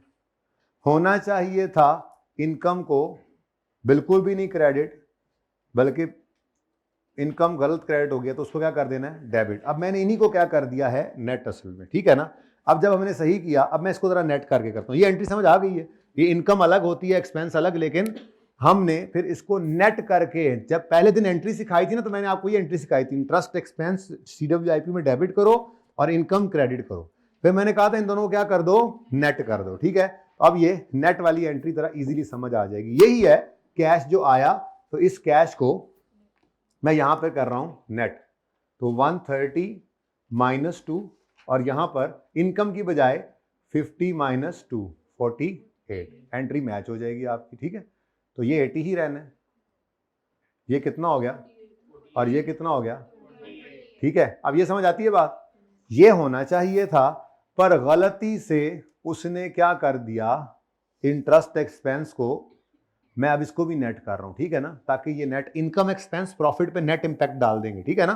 तो 130 माइनस 2 कितना 100, तो गलती से यूं कह लो 128 से नेट में मैंने एक्सपेंस रिकॉर्ड कर लिया ना, 30 की इनकम 2 का एक्सपेंस नहीं किया, ठीक है ना। ये होना चाहिए था, ये हो गया हुआ है। अब हमने इसको क्या करना है सही, तो मैंने कहा जी इंटरेस्ट डेबिट होना था 48 से, हो गया 128 से, कितने से ज्यादा डेबिट हो गया, सॉरी होना चाहिए था 80 से, हो गया 128 से, कितने से ज्यादा डेबिट हो गया 48 से डेबिट हुआ है, तो इसको क्या कर दो क्रेडिट। फिर पीपीई डेबिट होना चाहिए था 48 से, नहीं हुआ, कर लें, ठीक है। कैश क्रेडिट होना तो हो गया, उसको कुछ ना करें, एड्डी लंबी कहानी तो बात निकले आई, ठीक है, समझ आ गई। अब पिक्चर लें जल्दी से,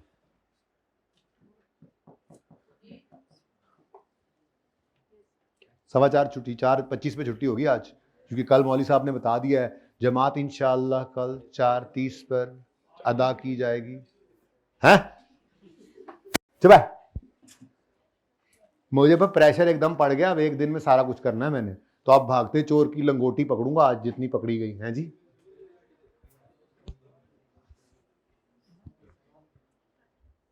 जी मैं जी करा, क्या कह रहे हो, सवाल है भाई का।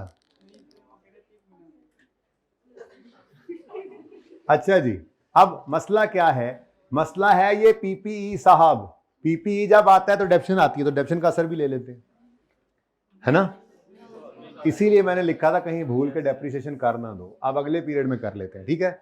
अच्छा जी 2023 आया, तो 2023 में अच्छा वो प्लांट के, वो मतलब जो एसिड था, वो जो भी चीज थी, बिल्डिंग थी, प्लांट था, जो भी था, वो तो सही कैपिटलाइज हुआ होगा ना, मसला तो उसके अंदर इस इंपैक्ट का है जो नहीं डाल सका था तो डाल रहे हैं। अब इस पीरियड के अंदर पीपीई में कितना डेबिट करना था जो नहीं किया, अब मैं सिर्फ 72 की एंट्री कर लूं, समझ आ गई है सारी बात। अब वो ओरिजिनल रॉन्ग करने की जरूरत तो नहीं है ना, नहीं जैसे आप कहोगे भाई, मर्जी तो अब आप लोगों की चलनी है आखिरी क्लासों में, बोलो अब ओरिजिनल रॉन्ग की जरूरत तो नहीं है ना, डायरेक्ट कह सकता हूं ना 72 को एसिड में डेबिट करना था पर उन्होंने डेबिट नहीं किया बल्कि एक्सपेंस बनाया हुआ है, तो एसिड को डेबिट करो, एक्सपेंस को क्रेडिट कर लो, ठीक है। लेकिन अब मैं एक काम ये कर रहा हूं कि मैंने यहां पे किया पीपीई, लेकिन अब पीपीई ही कर दिया है, ठीक है। तो पीपीई के अंदर मैंने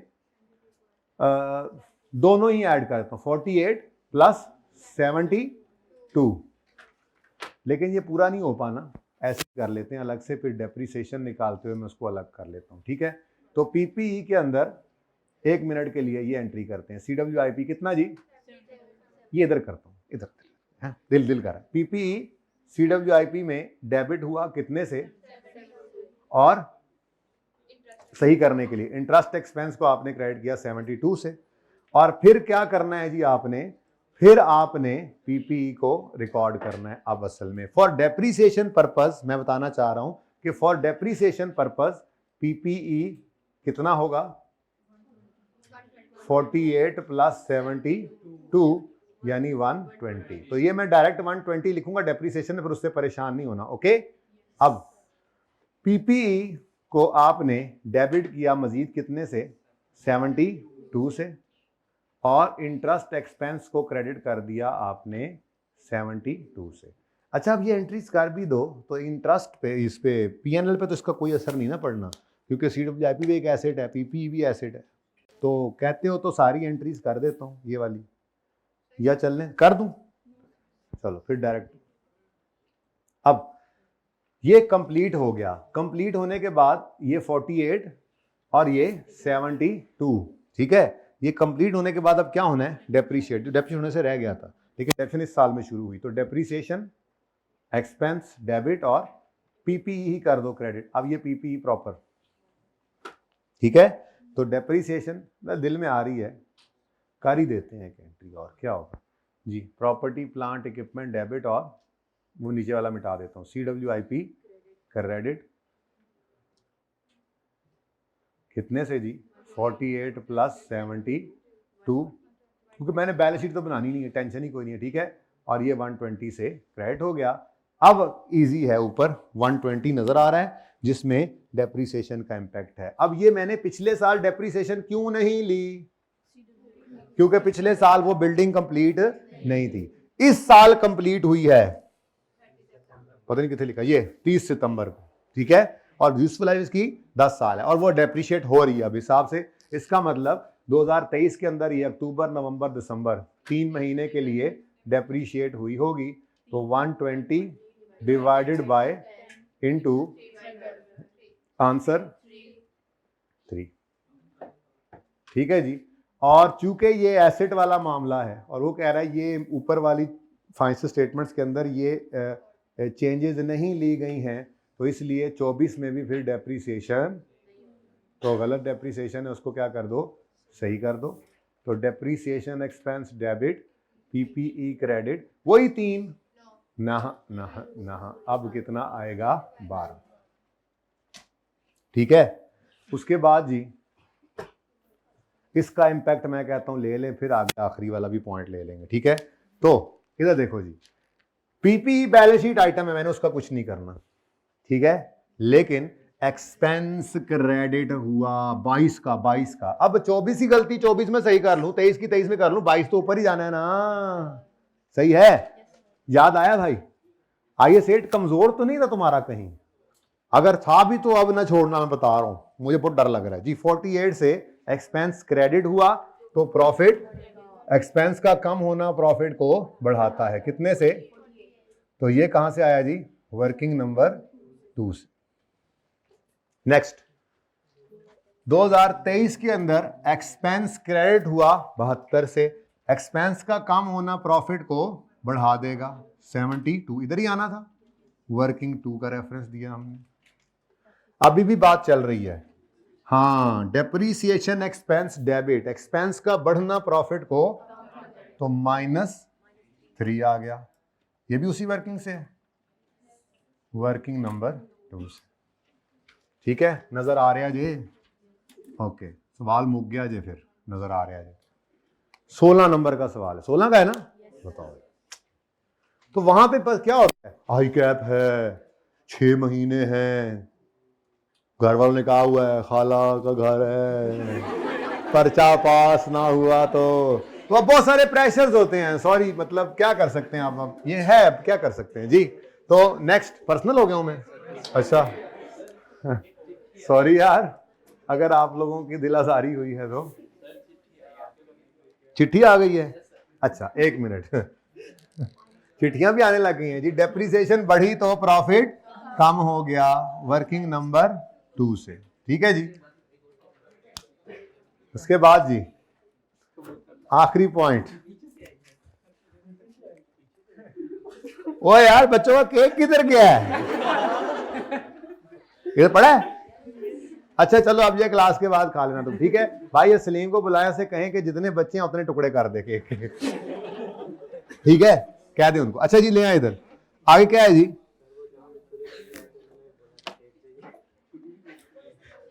हो गया डन, और बोलो यहां तक को मसला, यार सीरियस रहो प्लीज, टाइम नहीं है। देखो आपने अगर कल एक दिन में खत्म करने का इरादा कर लिया है ना, तो अब फिर अभी से ही बस अब वॉर फुटिंग्स पे आ जाए, ठीक है जी। आज तो फिर मैं कुछ ना कुछ करके ही छोड़ूंगा, आपका IS1 या तो खत्म करूंगा या फ्रेमवर्क खत्म करूंगा, नहीं नहीं, कल सुबह सवेरे सवेरे करेंगे फ्रेमवर्क, सुने आज उसकी थ्योरी करके जाएंगे please.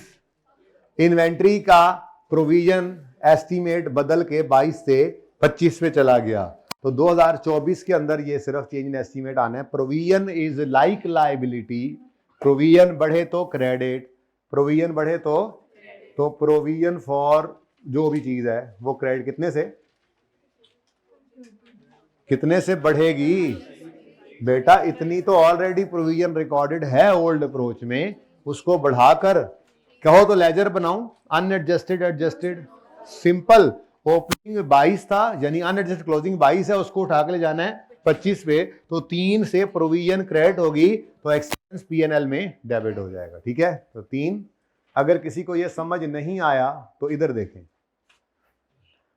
Provision for slow moving और ऑब्सोलीट स्टॉक, लेकिन ये सिर्फ 2024 में।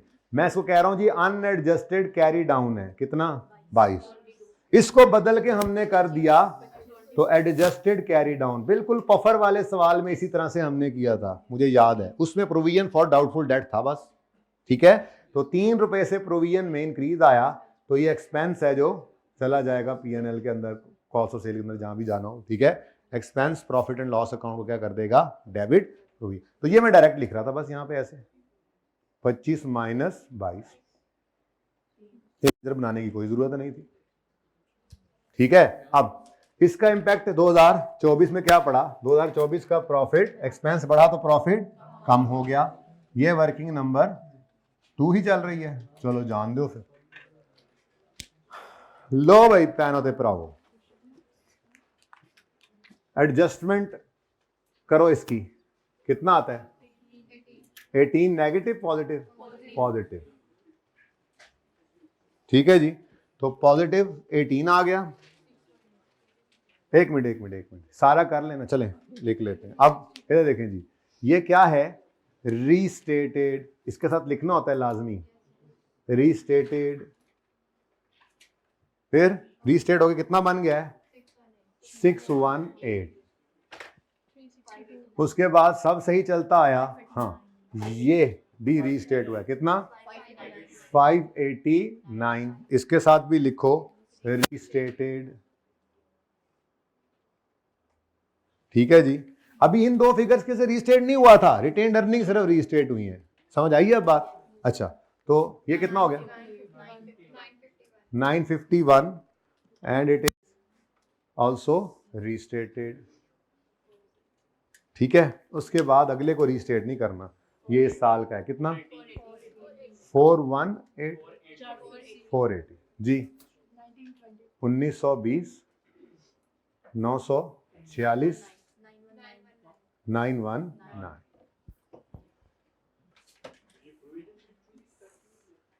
क्या बेटा प्रोविजन को 24 क्या किया, क्योंकि प्रोविजन मींस अंदाजा, बैड एंड डाउटफुल डेट की प्रोविजन या स्लो मूविंग स्टॉक की प्रोविजन, प्रोविजन मतलब अंदाजा, अंदाजे में चेंज कभी भी हम रिट्रोस्पेक्टिवली नहीं अप्लाई करते बल्कि प्रोस्पेक्टिवली अप्लाई करते हैं, इस साल में और इस साल से आगे चलेगा अब ये मामला, ठीक है। जैसे बैड एंड डाउटफुल डेट की प्रोविजन, पफर लिमिटेड वाला सवाल मुझे लगा तुम्हें भूल रहा है, पफर लिमिटेड वाला सवाल एक हमने किया था, वो बिल्कुल ऐसा ही था, उसमें बस एक आई थिंक ये वाला मामला था और एक ये था, बीच में ये चीज एक नहीं डल गई और फिर साथ में थोड़ी सी और चीजें भी आ गई, ठीक है। अच्छा जी अब इसको जरा चेक कर लेते हैं, क्या मैंने यहां पर नहीं डाली ये चीजें, ठहर जाओ, क्या 5 है,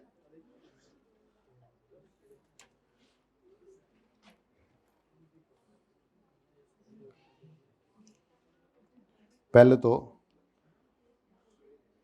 सॉल्यूशन डालें ना इधर, सबसे पहले सॉल्यूशन को मैच करते हैं, ठीक है जी, सिर्फ टोटल मैच कर लेंगे, वेलवेट ही है ना, ये देखें जी वेलवेट में 1920 946 और 919 आ रहा है, ठीक है। अब ये मैच हो गया, बाकी वर्किंग की तरतीब जो है यहाँ पर तो इफेक्ट ऑफ चेंज है कि एक साथ ही एक जैसा ही है, लेकिन बाकी करेक्शन का भी इफेक्ट उन्होंने इसी तरह से लिया हुआ है, लेकिन हम उसको एंट्री से करते होते हैं, ठीक है। But as far as answer is concern तो सही है, कोई मसला नहीं है। अगली बात जरा देखते हैं क्या सूरत हाल, प्लीज प्लीज प्लीज, ये ना इस रिसेंट टाइम में ये करना होता है काम, देखते हैं क्या सूरत हाल रही, हालात क्या रहे बच्चों के, मार्किंग स्कीम की भी अगर जरूरत पड़ी तो वो भी नजर मार लेंगे, पर वो फिलहाल नहीं, फिलहाल तो इधर आए। कौन सा सवाल है जी 8वें सवाल में, यार वैसे कमाल नहीं है, सबसे लोएस्ट पासिंग परसेंटेज इस सवाल में होने का मतलब क्या है बताएं। अच्छा मैं सच्ची बात कर रहा हूं, लास्ट टाइम वाले बच्चे भी ऐसे ही पढ़ के गए थे, मतलब चलो ठीक है अब आप कह सकते हैं कि वो उनका सही हो गया होना है, एक बात है, लेकिन फिर भी मतलब ये ओवरऑल इंपैक्ट ऐसा ही कुछ होता है। तो क्या हो सकता है जी, सिर्फ लेंथी सवाल देखा बस, फिर तो हाँ बाकी सवाल देखो, चेक करो। वैसे इस दफा ओवरऑल बहुत अच्छा रिजल्ट रहा है। अब इसमें मसला क्या रहा ये देखते हैं। वैसे वो कह रहा है 30 से 37 पे गया, ठीक है, पहले 27 था, फिर 30 पे गया, फिर 37 पे, तो इंप्रूवमेंट आ रही है बच्चों में। अच्छा, आपने तो अखीर कर देनी इस दफा इंशाल्लाह है, सारा रिजल्ट उसका खराब कर देना है। आई कैप का 50% से ऊपर आ जाए रिजल्ट FAR का। Question 8, approximately 24% of examinees did not secure any mark। कहता है 24% तो एग्जामिनीज ऐसे थे जिनको एक नंबर नहीं मिला इस सवाल में। Examinees attempted this question toward the end of paper। अच्छा, often with limited time and effort, resulting in incomplete, unstructured and poorly presented answer। In respect of borrowing cost matter, examinees failed to identify that it represented a prior period error requiring retrospective restatement and instead treated as change in accounting policy. तो नहीं ना change है, ठीक है, यही तो discuss किया हमने। Further more consequential adjustment to depreciation arising from capitalization of prior period borrowing was frequently ignored, resulting in incomplete restatement। तो एक डेप्रिसिएशन को ही भूल गए थे। Similarly, change in estimate of slow moving inventory was often incorrectly treated as change in accounting। अस्तगफिरुल्लाह। अब ऐसे तो फिर कोई नहीं ना नंबर मिलने हैं जी। While presenting effect of change in inventory valuation, only the decrease in closing inventory of BICE was required to be adjusted against opening retained earnings। However, examiners also included the effect of change in opening inventory। अच्छा, वो उसी साल में opening को भी करते जा रहे थे। There by adjusting retained earning by 15 instead of 30। हमने तो 30 ही किया ना, ठीक है।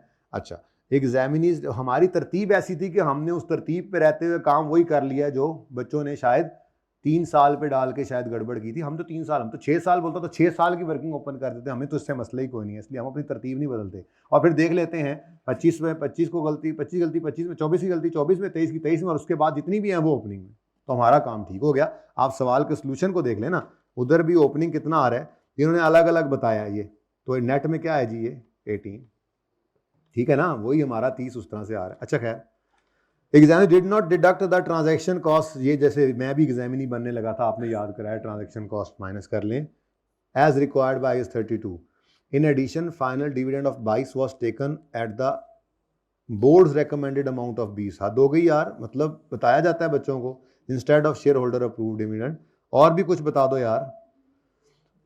अभी एक बात और भी बच्चों ने मिस की होनी है, वो डिविडेंड जो पे बाद में हो सकता है कुछ बच्चों ने उसको भी इग्नोर कर दिया हो। एनीवेज, अब ये हालात हैं, ये मुझे नहीं था पता, ये सचमुच मैंने अभी अभी आपके सामने कमेंट्स खोले हैं और ये मेरे सामने, ये मेरे लिए भी एक सरप्राइज था। इसका मतलब ये ए मुश्किल सी, तो बाकी पर्चा फिर क्या है, हलवा है, हलवा हा से, ठीक है। अच्छा, हाईएस्ट किस में है, हाईएस्ट मार्क्स हैं क्वेश्चन नंबर 6 में। मजा आए, MCQs हैं 3 में। 3 क्या है, 3 क्या है, इन्वेस्टमेंट प्रॉपर्टी, सुभान अल्लाह। अच्छा, अब एक और सवाल भी आप काट दें, ये क्वेश्चन नंबर 2 भी आप काट सकते हैं। आप वैसे कर भी सकते हैं लेकिन काट दें, एज अ टॉपिक निकल गया है। जितनी इसकी करेक्शन की जरूरत है फाइनल अकाउंट्स में, और जितनी अब इसकी ज़रूरत है आपकी डिफरेंट टॉपिक्स में, जैसे IAS 8 है, तो वो हमने अल्हम्दुलिल्लाह बहुत अच्छे तरीके से कर लिया। तो ये 2 सवाल आउट ऑफ सिलेबस हो गए हैं। अब वैसे इतना बुरा रिजल्ट इसमें नहीं होना चाहिए। सेकंड क्वेश्चन के अंदर आप देखें तो फिर भी बुरा ही है, सेकंड बुरा इसी में। अच्छा, सुने सुने सुने, करेक्शन ऑफ एरर और रेशोज और EPS निकला है। अब EPS का बड़ा सवाल या शॉर्ट सवाल या लॉन्ग सवाल था नहीं EPS का पिछली दफा, ठीक है। तो इसलिए मैंने कॉर्पोरेट रिपोर्टिंग वालों को कहा यार ध्यान करना, तो आधे बारी आ जाना लगता है, ठीक है, अंदाजा ही होते हैं उस्ताद के, ठीक है। तो ये भी सिलेबस में नहीं है, ठीक है। अब छोटे छोटे सवाल हैं जो कल हमने करने हैं, पहला, तीसरा और 8वां, ये चौथा, बाकी 5वां थ्योरेटिकल है और MCQs हैं। लॉन्ग क्वेश्चंस के अंदर भी एक सवाल हमारा निकल गया अल्हम्दुलिल्लाह, तो फिर हमारा रह तो गया है कैश फ्लो का सवाल, ठीक है। इस सवाल को मैं डिस्कस करूंगा, अगर दिल किया तो कर भी लेंगे, लेकिन इसकी डिस्कशन ही इनफ होगी। टेस्ट आपने किया हुआ है, सिर्फ एक एडजस्टमेंट आपको करानी है, उसमें भी कर लिया था, फिर भी ये एडजस्टमेंट मैं डिस्कस करना चाहूंगा, ठीक है। ये सिर्फ लोन वाली, उसके अलावा अगर कोई आपको लगे वो डिस्कशन हो जाएगी, कोई मसला नहीं, ठीक है। अच्छा जी, अब आ जाए जरा थोड़ा सा, सुने सुने सुने।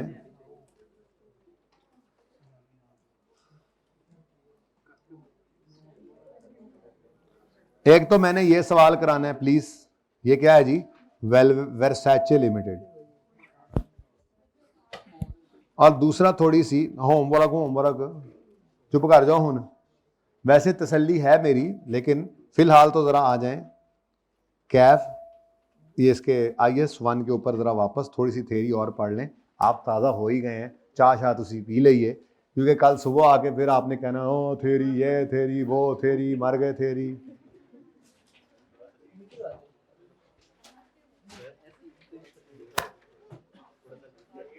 थोड़ा सा अच्छा वो सोचते हैं, अभी फिलहाल तो ये कर लें।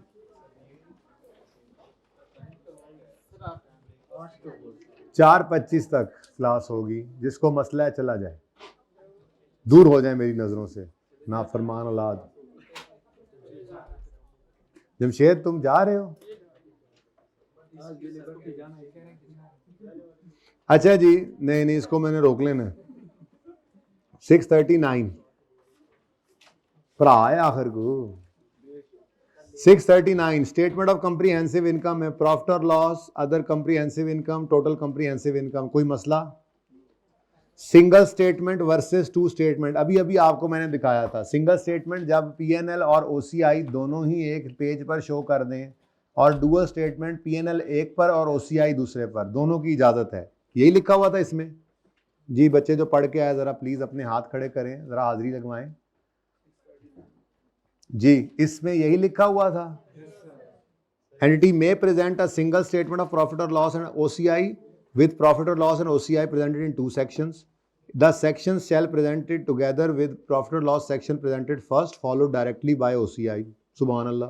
Entity may present profit or loss section in separate statement, or if so, separate statement of profit or loss shall immediately precede statement of comprehensive income, which shall begin with profit or loss. अभी दिखा के आ रहा हूँ, क्योंकि उस कहाँ से शुरू करें फिर? टोटल कंप्रीहेंसिव इनकम कैसे निकलेगी मुझे बताओ? नहीं ना, दोनों को ऐड करना। अब स्टैंडर्ड की मर्जी, तुम अपना स्टैंडर्ड बना लो फिर। हाथ हो गई यार, ठहरो जरा इधर, एक मिनट, कहाँ पे था? यही एनुअल रिपोर्ट है, ये देखो, ये बता रहा है वो कि अगर आपने अलग सफ़े पे शुरू किया तो फिर प्रॉफिट फॉर द ईयर से आपने इसको स्टार्ट करना है, OCI ऐड करना है, क्योंकि टोटल कंप्रीहेंसिव इनकम भी तो शो करनी है ना आपने, ठीक है। टोटल कंप्रीहेंसिव कैसा है भाई, हिस्से पूरे हुए कि नहीं हुए? ले यार, ले रोजा है तेरा, वो तू कुछ नहीं खाता यार, ना खाता है ना पीता है भाई। वो देखो यार, चेक करो, पता लगे ऐथो खोलो, ऐथो बैठे बैठे लंबी बांह करके बुआ खोल ले, पता लगा वो अच्छा तो सी जिन भी पढ़ना आए हैं। अच्छा समझ आई ये बात? अच्छा जी, नेक्स्ट प्रेजेंटेशन इन स्टेटमेंट और presentation in statement profit or loss and other comprehensive income shall present in addition to profit or loss and OCI profit or loss, total comprehensive income for the period if entity present a separate, बस वही बार बार करी जा रहा है बातें, बस होगी कहानी, ये काफी है, ठीक है। इसको बस एक बार रीड कर लिया, इनफ है, इसमें है ही कुछ नहीं ना। Analysis of expenses by function by nature, दोनों करवा दिए आपको सवालों में। ये फॉर्मेट थे इसके अंदर, इन फॉर्मेट में कोई मसला आया हो तो बता सकते हैं। ये हमारा फेवरेट वाला फॉर्मेट, और ये अगर ज्यादा होता तो फिर फेवरेट ये बन जाना था, पर इसका सवाल ही एक आया था, आसान ज्यादा था, पर एंड पे किया हमें महसूस ही नहीं ये हो रहा था कि ये थोड़ा डिफरेंट है, दूसरे आसान हो गए, हालांकि ये बहुत आसान था, ठीक है। बातें नहीं करें भाई। Material items, when items of income or expenses are material, entity shall disclose their nature and amount separately. कहता है अगर कोई आइटम इनकम या एक्सपेंस का मटेरियल है, उसको सेपरेटली डिस्क्लोज करना है। मसलन वो कहता है सर्कमस्टांसेस दैट, अब ये जरा इंपॉर्टेंट है बात, ठीक है।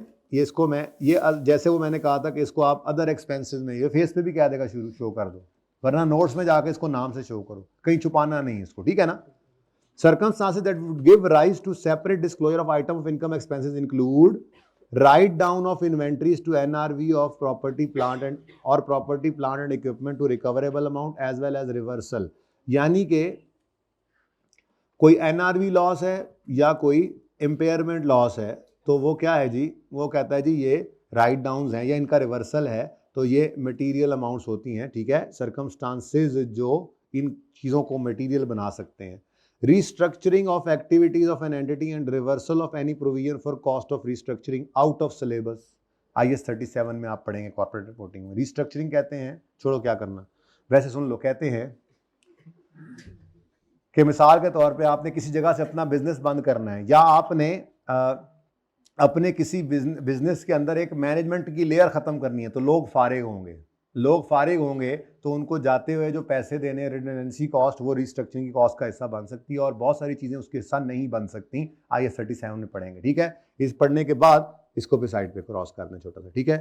Disposal of items of PPE gain loss मैं कहाँ लेके जाता था, क्या कॉस्ट ऑफ सेल में या सेलिंग में या एडमिन में?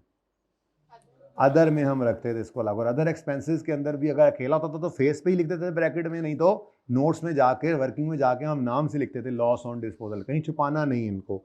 डिस्पोजल ऑफ इन्वेस्टमेंट है discontinued operation, again out of syllabus, IFRS 5 लगता है इस पे, ये तो आप फाइनल में जाके पढ़ेंगे, कॉर्पोरेट रिपोर्टिंग में भी नहीं है। लिटिगेशन सेटलमेंट IS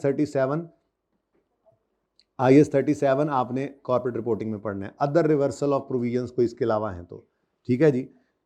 तो ये कुछ उसने मटेरियल आइटम्स का जिक्र किया है जिसमें आपने याद रख लेने अपने हिसाब से 3-4, लेकिन एक बार जब पढ़ लिया तो वैसे भी ये बात ज़रा याद रह जाती है, ठीक है। स्टेटमेंट ऑफ चेंज इक्विटी के अंदर क्या कुछ आना है ये पढ़ लिया था। कितने बच्चों ने पढ़ा ज़रा बताएं ये सफ़ा, कुछ ऐसी चीज़ जो आपको लगती हो डिस्कशन जोगी है। असल में बस वो ये कहता है जी ये स्टेटमेंट चेंज इक्विटी है, फेस पे ये शो करो, कुछ चीज़ें फेस पे भी आ सकती हैं, कुछ चीज़ें नोट्स में भी जा सकती हैं, बस यही बताई जा रहा है वो, ठीक है। हाँ बोलो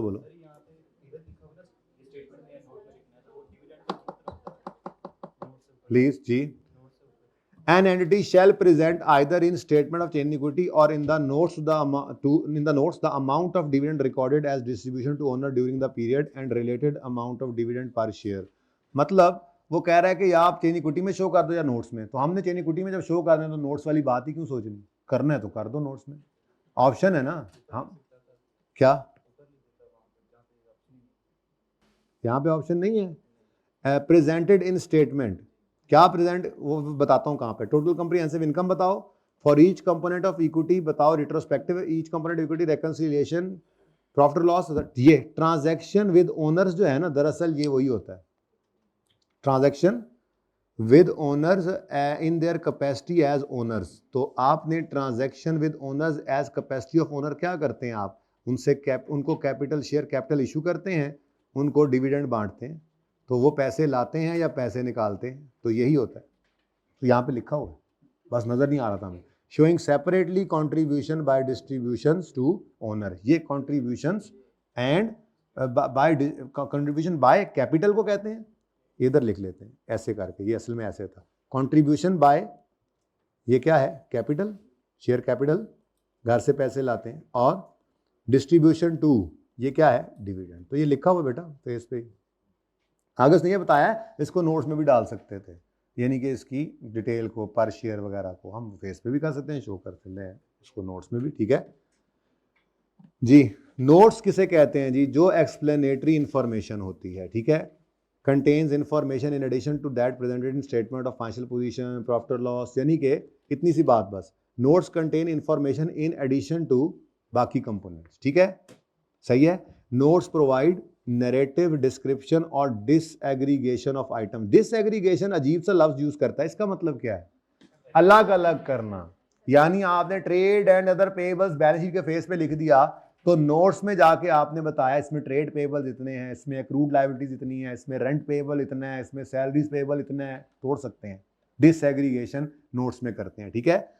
तो नोट्स प्रोवाइड नैरेटिव डिस्क्रिप्शन और disaggregation of item presented in those, ठीक है, that would not qualify for recognition. तो वो फेस के ऊपर जो नहीं अलग आ सकते थे उनको फिर यहाँ पे नोट्स में अलग अलग शो कर सकते हैं, ठीक है ना।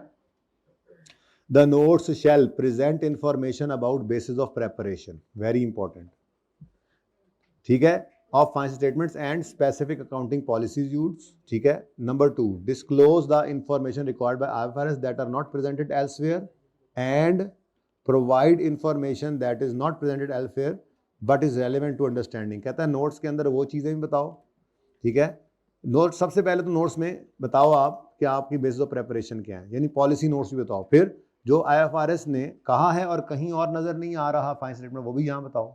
और जो आईएफआरएस ने नहीं कहा लेकिन रेलेवेंट लगता है वो भी नोट्स में बता दो, यानी हर चीज यहाँ पे लिख सकते हो आप। Entity shall, as far as practicable, present notes in a systematic manner. In determining a systematic manner, entity shall consider the effect on understandability and comparability of his finance. Entity shall cross-reference such items in statement of financial position and in statement of profit or loss, other comprehensive, blah blah blah. Disclosure of accounting policies. An entity shall disclose significant accounting policies comprising measurement basis, जो कि उसने use किए हैं preparing financial statement. हम कहते हैं जी cost model या फिर कुछ जगहों पर रिवैल्यूएशन मॉडल है। And other accounting policies used for financial statements. Other disclosures के अंदर entity shall disclose in notes amount of dividend proposed और declared before financial statements. IAS 10 का डिस्क्लोजर है, आपका डाल दिया इसने। Were authorise for issue but not recorded as, क्योंकि ये वो मैंने आपको बताया था ना, फाइनल डिविडेंड हमारे साल खत्म होने के बाद डिक्लेयर होता है, अनाउंस होता है, तो हमारे साल में उसको रिकॉर्ड नहीं करना, लेकिन मैंने आपको बोला था उसका डिस्क्लोजर लाजमी है, वही बात कर रहे हैं।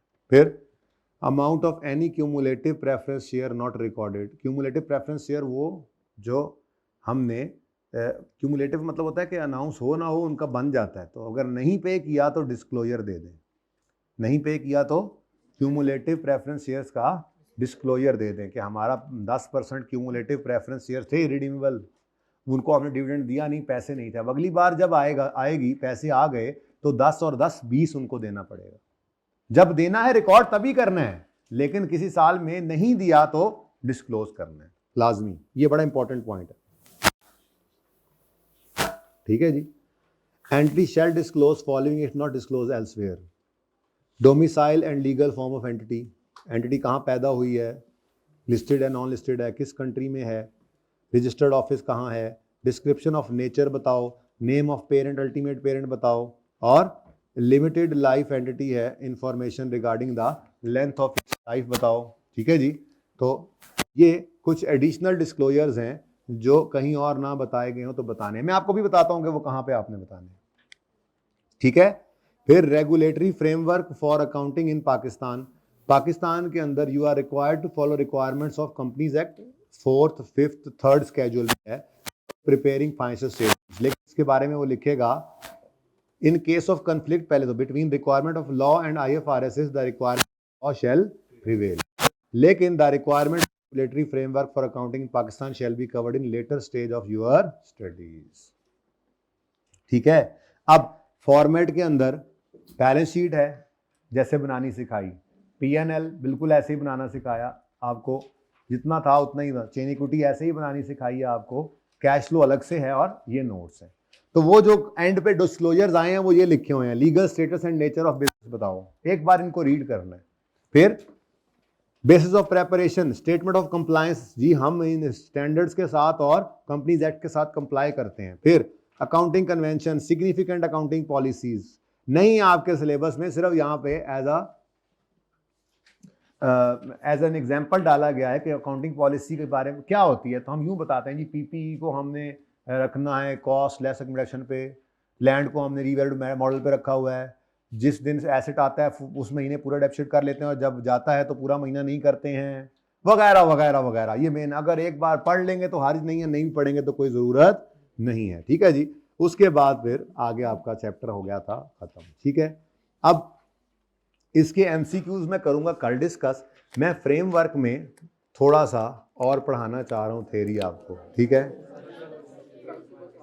असल में वो मसला ये है कि MCQs अगर आपने आज कर लिए तो अच्छा है, कल डिस्कस कर सकते हैं कर लेंगे, चलो फिर जूम मीटिंग है, फिर किसी को मसला आ भी गया तो जूम मीटिंग में डिस्कस कर लेंगे। वैसे बच्चों को आज तक ज़िंदगी में कभी आया नहीं मसला फ्रेमवर्क करने के बाद जो MCQs करते हैं तो, लेकिन मेरी तसल्ली इसी में ही होती है कि हाँ MCQs डिस्कस हो जाएं, तो मैं थोड़ा सा, ज़्यादा नहीं, थोड़ा सा फ्रेमवर्क एक स्टेप आगे बढ़ाता हूँ, सिर्फ मुझे 15 मिनट और देने हैं आपने, ठीक है?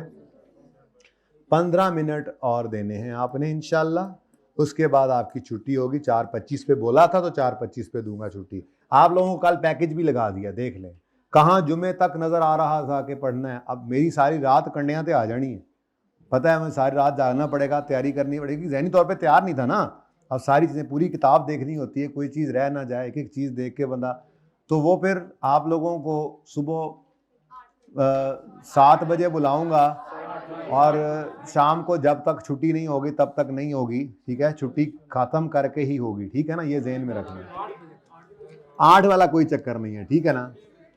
अच्छा चलो सुन लो, अभी फिलहाल ज़रा मुझे 12 मिनट पढ़ाने दो, आखिरी 3 मिनट ये बात कर लेंगे, ठीक है? आ जाओ। किसी ने कोई और क्लास तो नहीं कहीं रखी हुई कल? किसकी है? हैं? सरातिफ की है यार, पहले दसना सी ना, हुण ते असीं रख ली है ना। क्या संडे को रखी हुई उन्होंने? ये संडे को थी?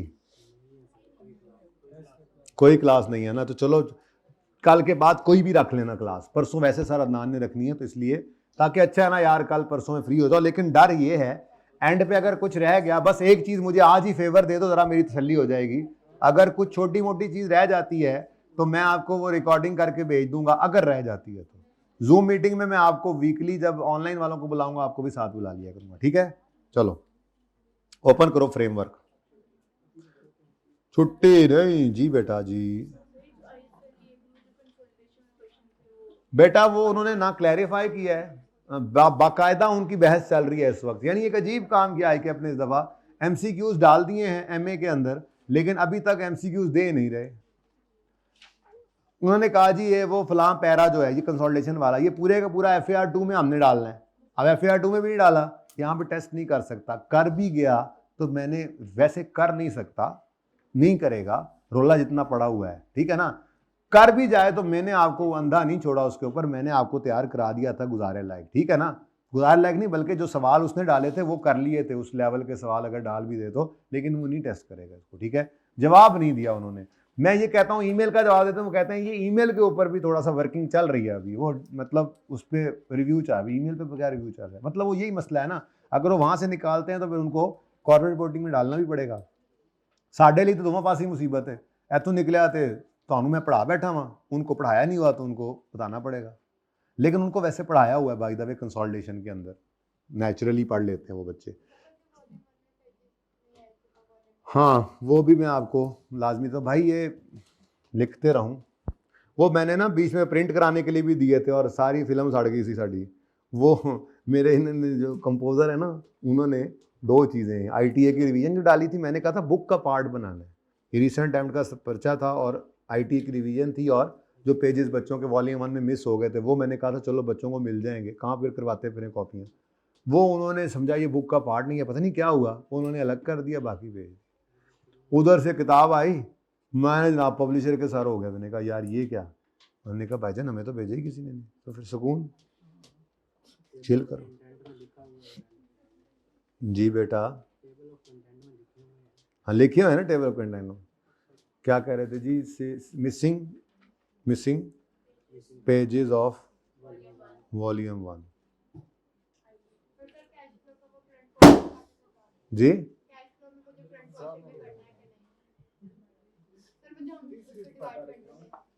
कैश फ्लो में नहीं बेटा, बैलेंस शीट के अंदर करंट नॉन करंट में। किस में? हाँ देख लें।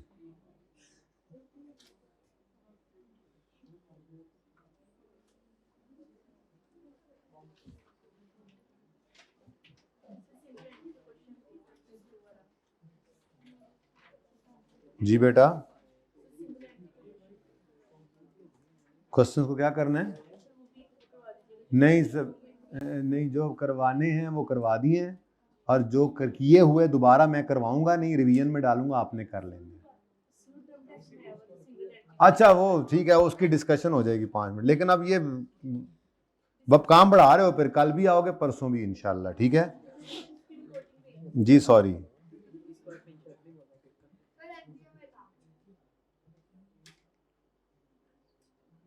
बेटा करंट नॉन करंट की गल हो रही है, ठीक है। अच्छा जी आ जाए ज़रा, हमने ये छोटी मोटी बातें पढ़ी थी, इनमें मैंने आपको मतलब की बातें याद करने का बोला था, किसी ने जहमत तो नहीं की होनी? की थी? अच्छा जी, रिकॉर्डिंग क्राइटेरिया, ये पोर्शन आई कैप ने थोड़ा सा नया पोर्शन डाला है जी, रिकॉर्डिंग क्राइटेरिया जो है, ठीक है। मतलब ये तस्वीर नहीं डाली है बस।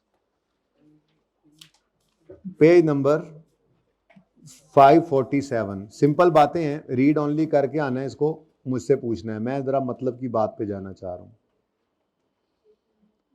ताकि कल जो है ना मैं इसमें सिर्फ न्यूमेरिकल पोर्शन है, फ्रेमवर्क में न्यूमेरिकल पोर्शन भी है, वो कराऊं। न्यूमेरिकल पोर्शन है ना, कल लंबी क्लास है तो उसमें थ्योरी आए ज़रा मुश्किल हो जाएगा आपके लिए, इसलिए मैं थोड़ा सा जोर लगा रहा हूँ बस, ठीक है, जितना हो जाए बेहतर है, ठीक है।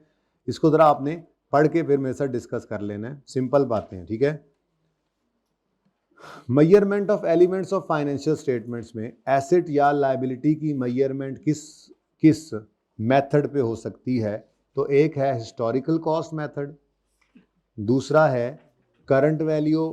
मैंने बस सिर्फ आपके हवाले करना है, दो मेथड हैं, हिस्टोरिकल कॉस्ट और करंट वैल्यू। अब करंट वैल्यू के अंदर ना तीन तरह की चीजें हैं, एक को कहते हैं फेयर वैल्यू, ये भी करंट वैल्यू होती है एक तरह की, एक होती है वैल्यू इन यूज, ये भी एक तरह की करंट वैल्यू होती है, और एक होती है करंट कॉस्ट, ये भी एक तरह की करंट वैल्यू है, ठीक है। इसकी ये एग्जांपल मैं जरूर कल इंशाल्लाह करवा दूंगा आपको, जो ये एग्जांपल 5 अदील लिमिटेड है, अगर आप ट्राई कर लें तो हर्ज कोई नहीं है, ठीक है। लेकिन ये जितनी भी कहानी है ये आपने पढ़नी तब है, ये आपने तब एक बार पढ़नी है जब आप ये अपने पास नोट कर लेंगे। मेजरमेंट बेसिस दो तरह की है, हिस्टोरिकल कॉस्ट, इसके बाद कैपिटल मेंटेनेंस है, वो न्यूमेरिकल है, ठीक है ना। बस इतना सा बीच में से पोर्शन कराना था। अब मैं आपको जो दूंगा सवाल, उसके अंदर कैपिटल मेंटेनेंस के सवालों के अलावा और एमसीक्यूज के अलावा बाकी सारे आपने कर लेने। मुझे इनसे ज़रा टेंशन होती है कि बच्चे को ये समझ आए ना आए, ठीक है, तो कल फिर इनको डिस्कस कर लेंगे, कोई मसला हुआ तो। Historical cost provides monetary information about asset, liability, income, expense using information derived from the price of transaction or the event that gave rise to that asset or liability। यानी जब वो एसेट या लाइबिलिटी खरीदा था तो उस वक्त की जो कॉस्ट है वही हिस्टोरिकल कॉस्ट है, पता ही है आपको, फ्रेमवर्क की डेफिनेशन है, सिर्फ इसलिए यहां पर लिख दी, 2-4 नंबर का अगर ये पूछ ले तो 2-4 लफ्ज लिखने आते हो, एक बार लंबी कहानी पढ़नी है लेकिन नोट ये करना है, फिर दोबारा रिवीजन के अंदर बस यही पढ़ लेना, ठीक है। करंट वैल्यू किसे कहते हैं? करंट वैल्यू मेजरमेंट बेसिस, अगर आप करंट वैल्यू पे रखते हैं जैसे आप करते थे एसेट्स में fair value model, revaluation model, ठीक है, तो करंट वैल्यू की ही एक किस्म है फेयर वैल्यू। तो करंट वैल्यू क्या बताती है जी? Provides monetary information about asset, liability, income और related expense using information derived from price of transaction that gave rise to asset liability, और यहां पे using information updated to reflect condition at measurement date, यानी balance sheet date. ये थोड़ा सा फर्क है, अब एमसीक्यूज में भी आ सकता है ये, ठीक है। देखा। अच्छा, अब फेयर वैल्यू किसे कहते हैं? Fair value, it is price that would be received to sell the asset और paid to settle the liability in a ordinary transaction between market participants. Fair value से कहते हैं, थोड़ा सा डिफरेंस है। वैल्यू इन यूज आपको पता है, present value of future cash, present value of net future cash flow that entity expect to receive from use and ultimate disposal of asset, and liability case के अंदर it is the present value of cash that an entity needs to fulfil the liability, settle करने के लिए जो पैसे चाहिए, liability की भी साथ साथ चलानी है ना, ठीक है। इंटरेस्टिंग। रिप्लेसमेंट कॉस्ट किसे कहते हैं? मिसाल के तौर पे, कहां से हो तुम? ड्राइविंग से, वहीं से रोज आते हो? हॉस्टल लिया हुआ है? अच्छा, अब यहां पे भाई ने, क्या नाम है? अब्दुल्ला भाई ने यहाँ पे एक जो है वो फ्लैट लिया और उसके ऊपर एक 5 kVA का सोलर लगा दिया सिस्टम, ताकि बिजली का बिल बचे, ठीक है। अब इसका ख्याल था कि यहाँ पे कैफ भी कर लूंगा, यहीं पे फर्म भी मिल जाएगी इंशाल्लाह, और यहीं से क्वालिफाई करके अगले को 2.5-3 साल में फारिग हो जाएंगे, बस ठीक है, फ्लैट ये रहने देते हैं, क्या करना है, फिर अपने घर में शिफ्ट होंगे, बस यही ठीक है। इसने कैपिटल इन्वेस्टमेंट कर दी, ठीक है। अब अभी ये पेपर जाने हैं तो 6 महीने बाद कैफ हो जाएगा ना तुम्हारा इंशाल्लाह, कि 2 हिस्सों में करना है। चलो साल बाद इसका कैफ हुआ और इसके आर्टिकल हो गए कराची, ठीक है। अब गैरोल ने कहा जा पुत्र छुट जा, कोई गल नहीं, कराची में आर्टिकल कर ले, ठीक है। अब इसको ये कमरा पड़ा छोड़ना। अब इसने यहाँ पर सोलर लगाया हुआ है, बोलो। अब इसने सोलर को कहा मालिक के फ्लैट को कि तुम ही रख लो, तो उसने कहा कि क्या वैल्यू लगाएंगे। अब ये एक अच्छी वैल्यू होती है, मैं समझाने लगा हूँ, ठीक है। एक क्या है, एक वैल्यू क्या है, बुक वैल्यू। वो कहने लगा जी आपने साल पहले इसको लिया था 10 लाख का, और मेरे ख्याल से 5 साल इसकी लाइफ है, तो उस हिसाब से 2 लाख डेप्रिशिएट हो गया साल में, तो आप 8 लाख ले लें, ठीक है।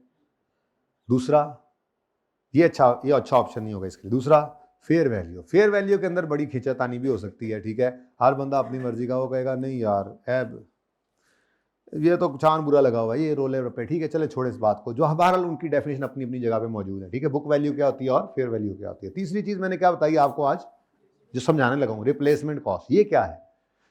अब्दुल्ला ने कहा देख भाई तेरे से बड़ा अरसा गुजरा, ठीक है, मैं कराची जा रहा हूँ, मुझे वहां पर भी सोलर लगाना है 5 kVA का, ठीक है।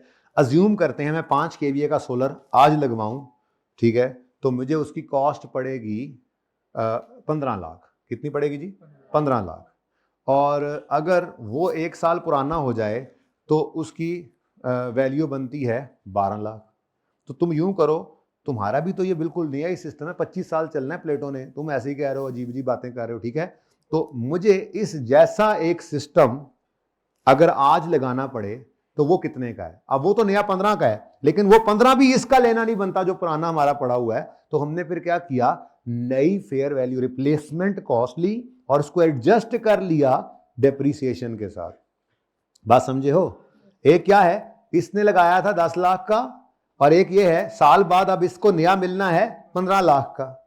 अब ना तो 10 रेलेवेंट है ना 15, पकड़ा हमने 15 को और उसको एडजस्ट किया डेप्रीसिएशन से, कि उसको 1 साल डेप्रिशिएट करके हमने कहा जी यार 12 दे दो, क्योंकि तुमने बाहर से लगवाना, तुम्हारा 15 का लगना है, तो लगाया तुम 12 में ले लो, मुझे चलो ये है कि 3 और डाल के नया मिल जाएगा। इसको कहते हैं रिप्लेसमेंट कॉस्ट। उम्मीद समझ आई होगी। एग्जाम्पल में मैंने आपको वो करवानी भी है, बहरहाल अगर ना समझ आई तो वैसे हो जाएगी जो एग्जाम्पल थी वो फाइन। अब रिप्लेसमेंट कॉस्ट, करंट वैल्यू क्या है, it is the cost of equivalent asset, 15 lakh वाला, ठीक है, at measurement date comprising consideration to be paid plus transaction cost that would be incurred and it is the consideration that would be। वही बात उन्होंने उलट कर दी, लेकिन इसका जो कॉन्सेप्ट है वो आपको दिया है सवालों के अंदर, वो हेल्प करेगा, ठीक है। तो ये क्या है जी, ये क्या है, इक्विवेलेंट एसेट की कॉस्ट, लेकिन वो एज इट इज नहीं लेनी। इक्विवेलेंट एसेट की, इक्विवेलेंट एसेट का मतलब ही क्या है, आज नया खरीदूं इतने का है, लेकिन मेरा तो 1 साल पुराना है, तो भाई उसकी वैल्यू 15 तो नहीं ना हो सकती, तो उसको एडजस्ट किया नई की वैल्यू को विद डेप्रीसिएशन, ठीक है। तो इसकी अब आप पिक्चर ले लीजिए, इसको आप कहीं पे अपने पास नोट करेंगे। वो केक अभी भी पड़ा है, सुभान अल्लाह। तो अभी खाया क्या आप लोगों ने, आप लोगों ने नहीं खाया, ओहो।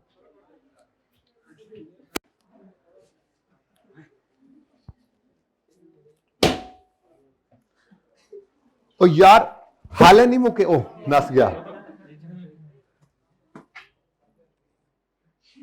इसकी किस्मत में बचना था मुझे लग रहा है, इसकी किस्मत में नहीं था। हाँ बेटा जो नया लिया है वो, बस यार, ये मैंने जो कर लिया यार, अब बस करो यार, छुट्टी के करीब हो गए ना जी।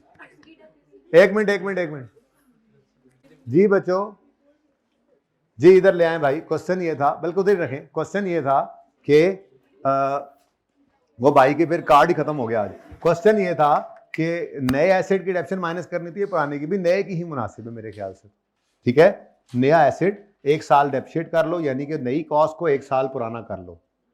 अब असल में तो ये ना उस नए की है ना इस पुराने की है, बट दोनों को जरा विन विन सिचुएशन मिल रही है, क्योंकि वो मालिक मकान भी लगवाएगा तो नया 15 का लगेगा, उसका लगाया है ना साल पुराना, तो बहुत सारी खेचल से भी बच जाएगा। इसको भी थोड़ा सा फायदा मिल जाएगा कि इसको जरा नया लग जाएगा, लेकिन 12 लाख पहले वाले भी मिल गए, ठीक है। प्रैक्टिकली ऐसा कर लेते होते हैं लोग, तो ये विन विन सिचुएशन बनती है, ठीक है। अच्छा जी, अब इससे आगे कैपिटल मेंटेनेंस है, जो मैंने आपको कल कराना है, ठीक है। ये न्यूमेरिकल है। अब इसके अलावा जो सवाल है ना जी, वो आपके हो सकते हैं, जैसे कि आपने पास पेपर 2 होमवर्क में करना है, कुछ करना कोई नहीं है, कहता है कौन सी बेसिस ऑफ मैयर यूज हो रही है, जो ऊपर से पढ़ना है ना, ठीक है। अच्छा, बार लिमिटेड भी है, कोई बात नहीं। ट्रू फॉल्स, सुभान अल्लाह, ऐसे ही जरा पता तो लगे जो पढ़ाया था आपने लिफ्ट कराई या नहीं। ये पेंडिंग है क्योंकि ये क्या है, कैपिटल मेंटेनेंस का 4 नंबर का सवाल आ गया था, मैं खुद कराऊंगा, अभी नहीं करना। 7th मैंने आपको discuss how the above item should be recorded, ये देखो आइटम 24 में 6 नंबर का आया, तो ऐसी शरारत कर देता है ये। अभी कैपिटल मेंटेनेंस के अलावा ये सवाल और एमसीक्यूज के अंदर भी ऐसे सवाल हैं, तो ये छोटे छोटे सवाल हैं, इनको पढ़ के आ जाओगे हिम्मत करके, बल्कि सुबह क्लास भी अर्ली है, बार्ड वाला सवाल भी है। अच्छा, बार्ड वाला तो करना ही है, चलो ठीक है, फिर कल ये थोड़ा सा टाइम एक्स्ट्रा लग जाएगा, यही है कि मैंने 5 बजे अगर छुट्टी देनी हुई तो 7-8 बजे दे दूंगा, बस यही है, ठीक है, तो कोई बात नहीं, ठीक है जी। चलें आज के लिए इतना ही, कल इंशाल्लाह फिर। अच्छा अब चलें, आप लोग 7 बजे पे इतना रोला डाल रहे हैं, तो फिर 7:30 पे मैंने क्लास शुरू कर देनी है, 25 तक पहुंच जाइएगा, अब इससे आगे मैं नहीं कर सकता, मैंने 7:30 पे शुरू कर देना है पढ़ाना, मैं उससे पहले इंशाल्लाह आ जाऊंगा। ओके, अल्लाह हाफिज।